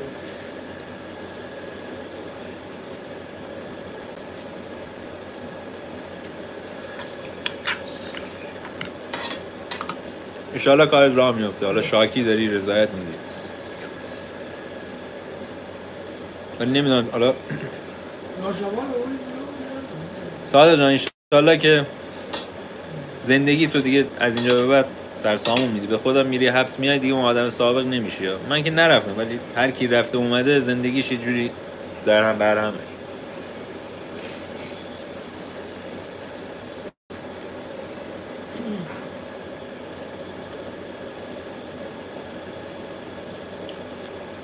پینگ 1000 تومن یه ذره احساس نمی‌کنی داری ولخرجی میکنی سلطان؟ 23 سالت صادق. حیف نیست این عمر تو. عیب نداره صادق جان. برو انشالله که کارت حل میشه برمیگردی. حالا فردا پس فردا میبینم. الان 26 سالش. از 23 سالگی رفت زن. الان رابط صبح باید بره انگوش بزنه شب. بازم راباش خود بازم تو داداش باید بری. میدونی چون تو مخیت هست.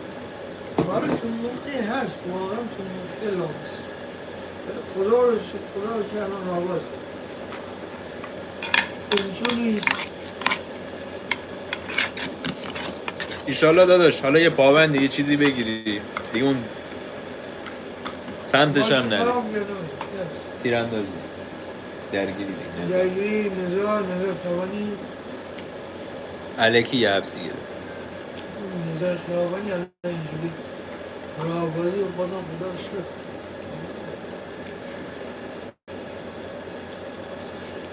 عالی. خیلی باید خوشحال باشی. سلاحو نگرفتن ازش.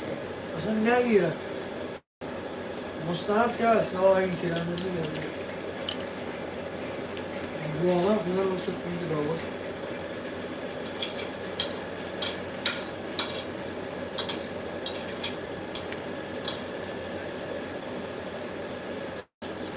ایول حسن. آره مرسی. انشالله آزادی هر کی لیاقت آزادی داره. مرسی.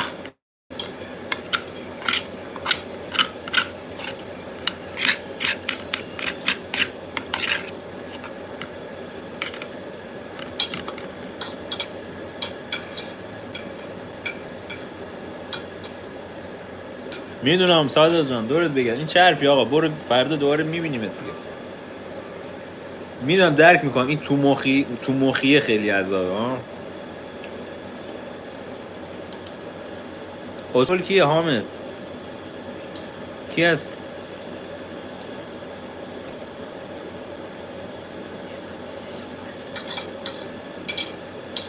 حامد کسی حرف نزده که سلطان کیو میگی؟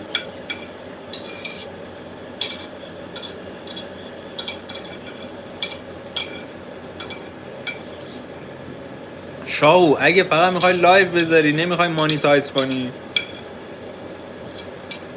آره 50 تا ساب بعد دیگه وریفای میکنی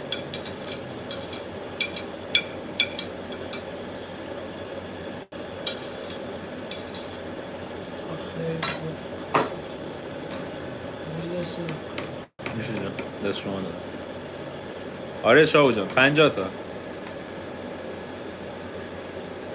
50 تا ساب بعد شمارت هم وریفای میکنی تمام فقط لایو میخوای بذاری همون آره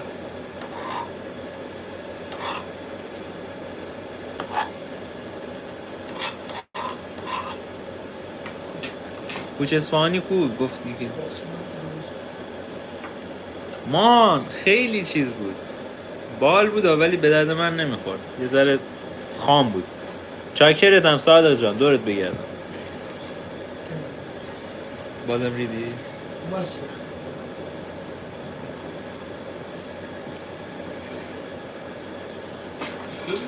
isso beijos.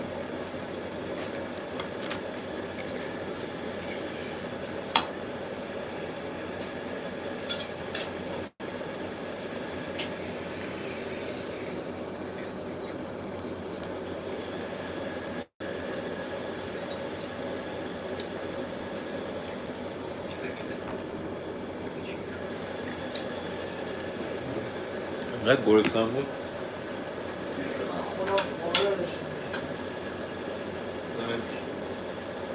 یه ساعت دیگه O همون میذاری یه ساعت دیگه بخوری من اولا 2 تا گوشت آوردم میشه جانم باشه آره من انقدر چند شام برنج نخوردی بود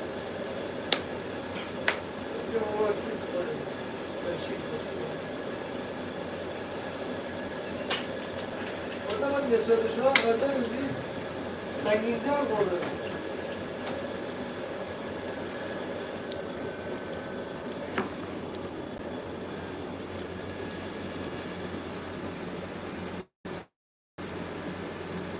شاو جان من هر سوالی داری تو تلگرام بهم یه پیام بده سلطان من همه رو بهت توضیح میدم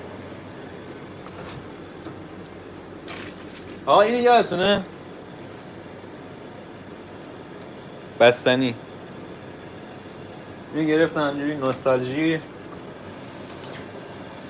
به عشق خودتون بازش کنم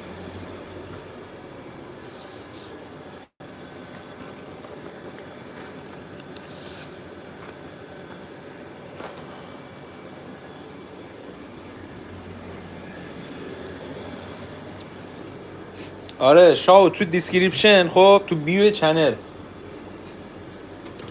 اونجا تلگرام هم هست الان بچه هم فکر کنم یه بار گذاشتن آیدی تلگرام هم اونجا بهم پیام بده هر سوالی داشتی هر جا گیر بودی من بهت قشنگ توضیح میدم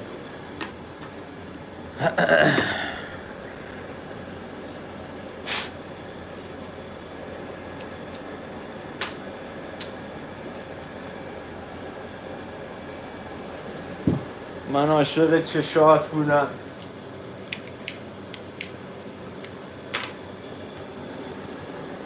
ببخشید بعد غذا حتما باید یه دونه این سرطان رو بزنم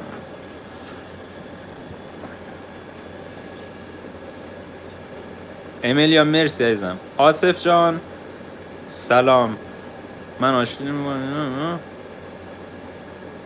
لطفاً پین کن اینا بیا عزیز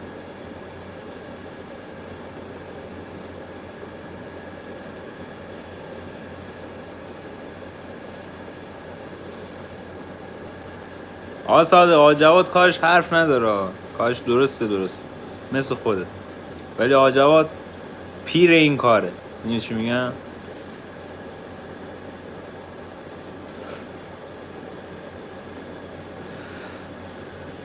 املیا دانشگاه تموم شد، ترم تابستونی بر نداشتی یا نه؟ من تا آخر نفهمیدم جریان املیا چی.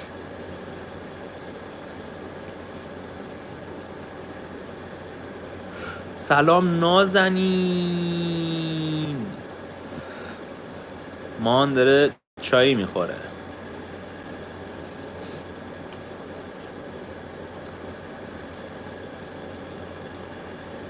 قربونت نازنین.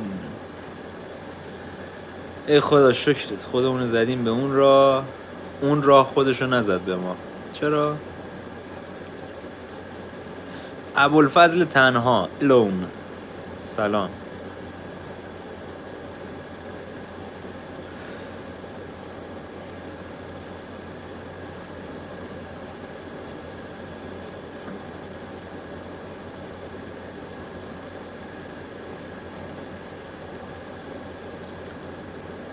Of course.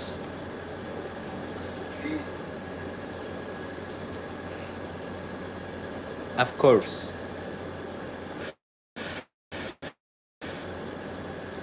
لهجه میذاره به بریتیش میزنه.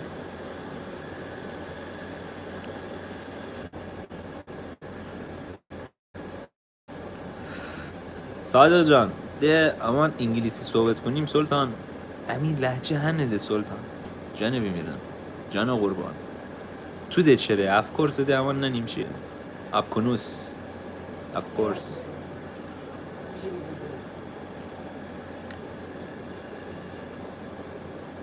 بچه دیگه اینترنت داره اذیت میکنه. طبق معمول ساعت 6 که میشه اینجوری میشه. دور تک تکتون بگردم.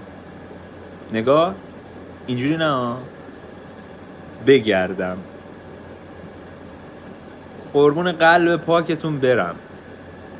نگاه اینجوری نه، برم.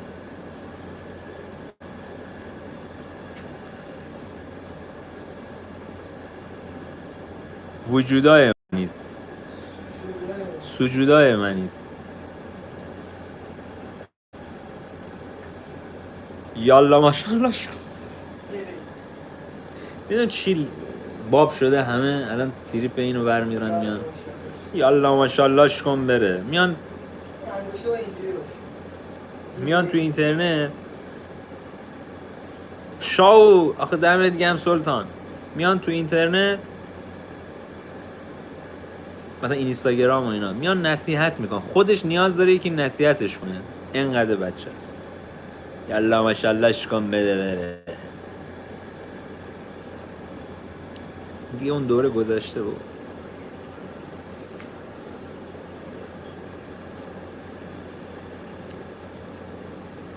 کانال کومان رو نگاه میکنی؟ نه ابوالفضل.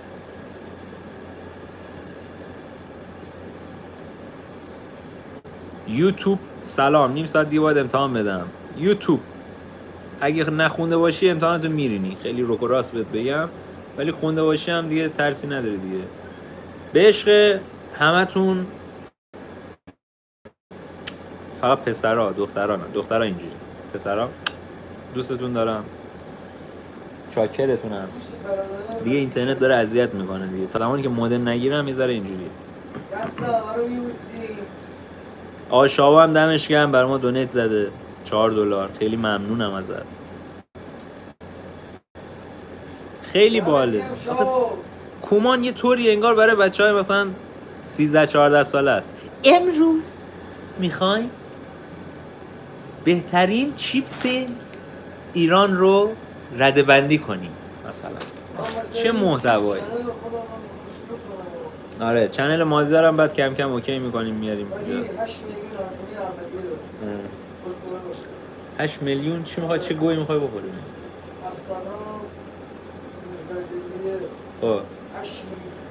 خب صوتیشو بگیر، یه چیز دیگه شو بگیر. خب یه چیز دیگه رو شروع کن. حالا افسانه ها رو نمیخواد شروع.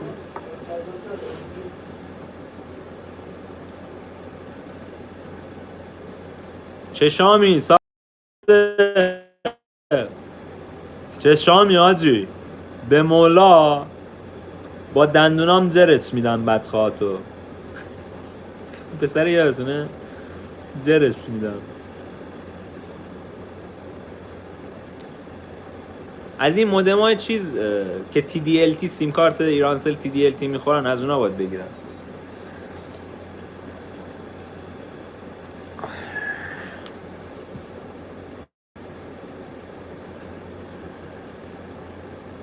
آره جواد صادق جان تو تلگرام بهم پیام بده، من شماره آجواد رو بهت میدم سلطان. و اینکه با اجازهتون من رفع زحمت بکنم. ما قلبشو میکشم بیرون، مبرم. مشهدی خیلی باحالم. ما دیوانه مرم. یه مشهدی هست تو یوتیوب کار میکنه، اونم باحاله. اسمش چی بود؟ نمیدونم، لهجه مشهدی داره، خیلی باحاله. از یوتیوب پول داری؟ ابوالفضل هنوز نه. امروز ماه می رو برام، آپریل رو برام ریختن، ولی چون انقدر کمه نمیتونم برداشت کنم. بعد توی ویدیو همه رو بهتون میگم.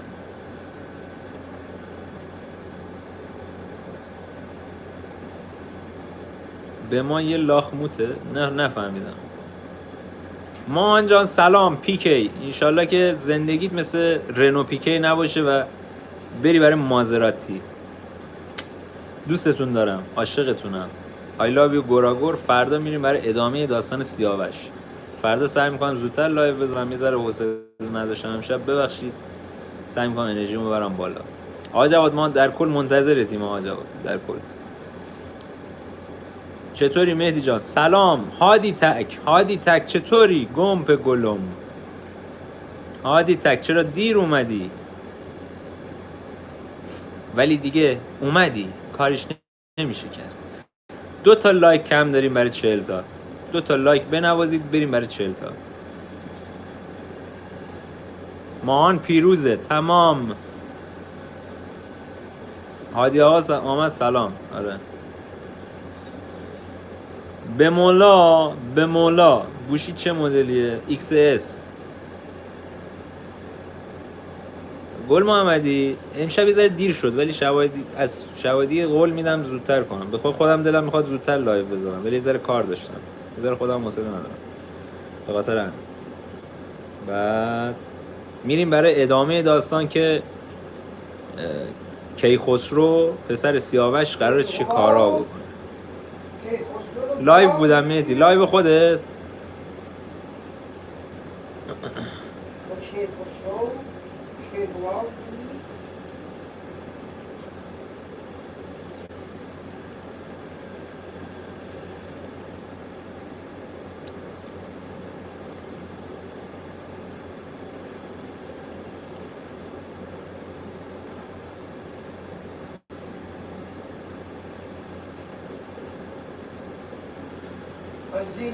میگه که به درد کسی خوردی به درد نخورد، به دردش بخوری به درد نخوری. این جمله رو به تمسخر نگیرید، یه جمله خیلی تاثیرگذار میتونه باشه تو زندگیتون، اینو یادتون باشه. و اینکه اون مثل داداشم بود. آره نفروشید خودتون رو به خیلی چیزا، نفروشید. این چی بود میگفتش که هیچ کس میگفت، میگه شاید خیلیا برنده نباشن ولی پیروزن، خسته نباشن. آره ما شاید برنده نباشیم ولی پیروزیم، خسته نباشیم.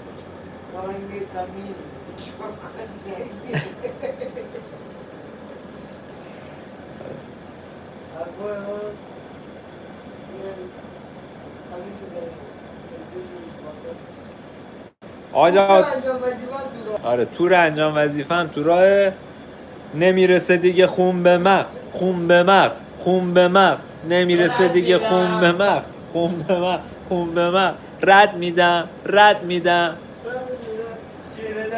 اینن از 100 متری در میرن.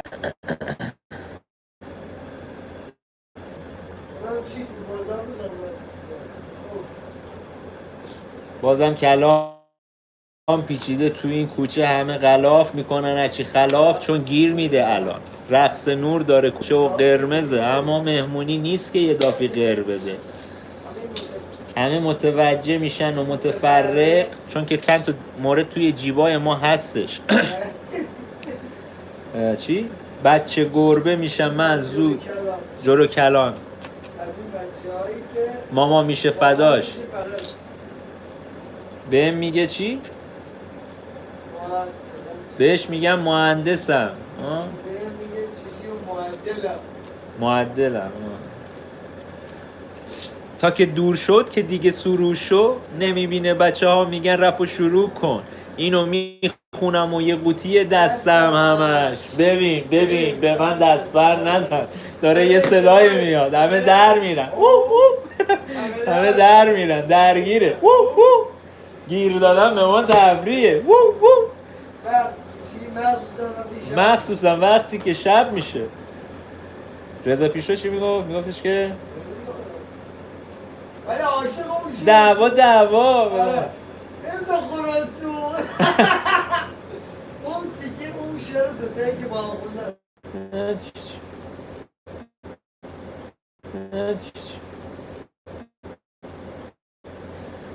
رضا پاشو چیه؟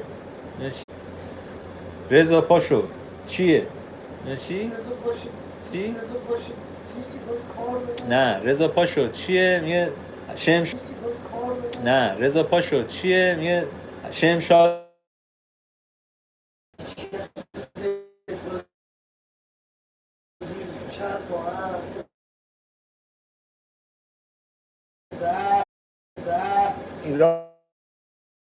ایرانی حرف دارن. ایرانی حرف دارن. اینجا تهران موخ میخوان باشی مثل بره، بذار چش و گوش تو وا کنم یه ذره. اینجا تهران لعنتی، شوخی نیستش، خبری از گل و بستنی چوبی نیستش. اینجا نصف عقده‌ای هن، نصف وحشی. حالا اون چیزش باله، یه روز خوب میاد که ما همو نکشیم، به هم نگاه بد نکنیم، دست بندازیم روشونه‌های هم. آها، مثل بچگی ها تو دبستان. هیچ کدوممونم نیستیم بیکار در حال ایران. واسه این که خسته نشی این بار من خش میذارم، تو سیمان. بعد این همه بارون خون بالاخره پیداش میشه رنگین کمون. دیگه از سنگ ابر نمیشه آسمون، به سرخی لاله نمیشه آب جو. مؤذن اذان بگو، خدا بزرگه بلا به دور مامان. امشب واسه همون دعا بخون. جانم شاو جان، نگار جمع. آقای یادم رفت. آقا من دیگه باید برم، با اجازهتون.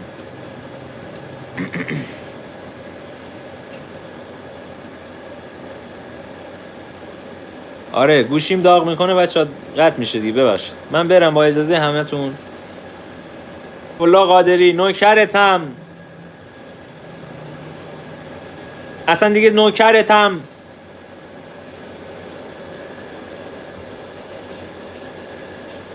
صدای گیتار توی خواب و بیدار. آقا خیلی مخلصیم، دوستتون دارم. فردا شب میبینمتون. از اینا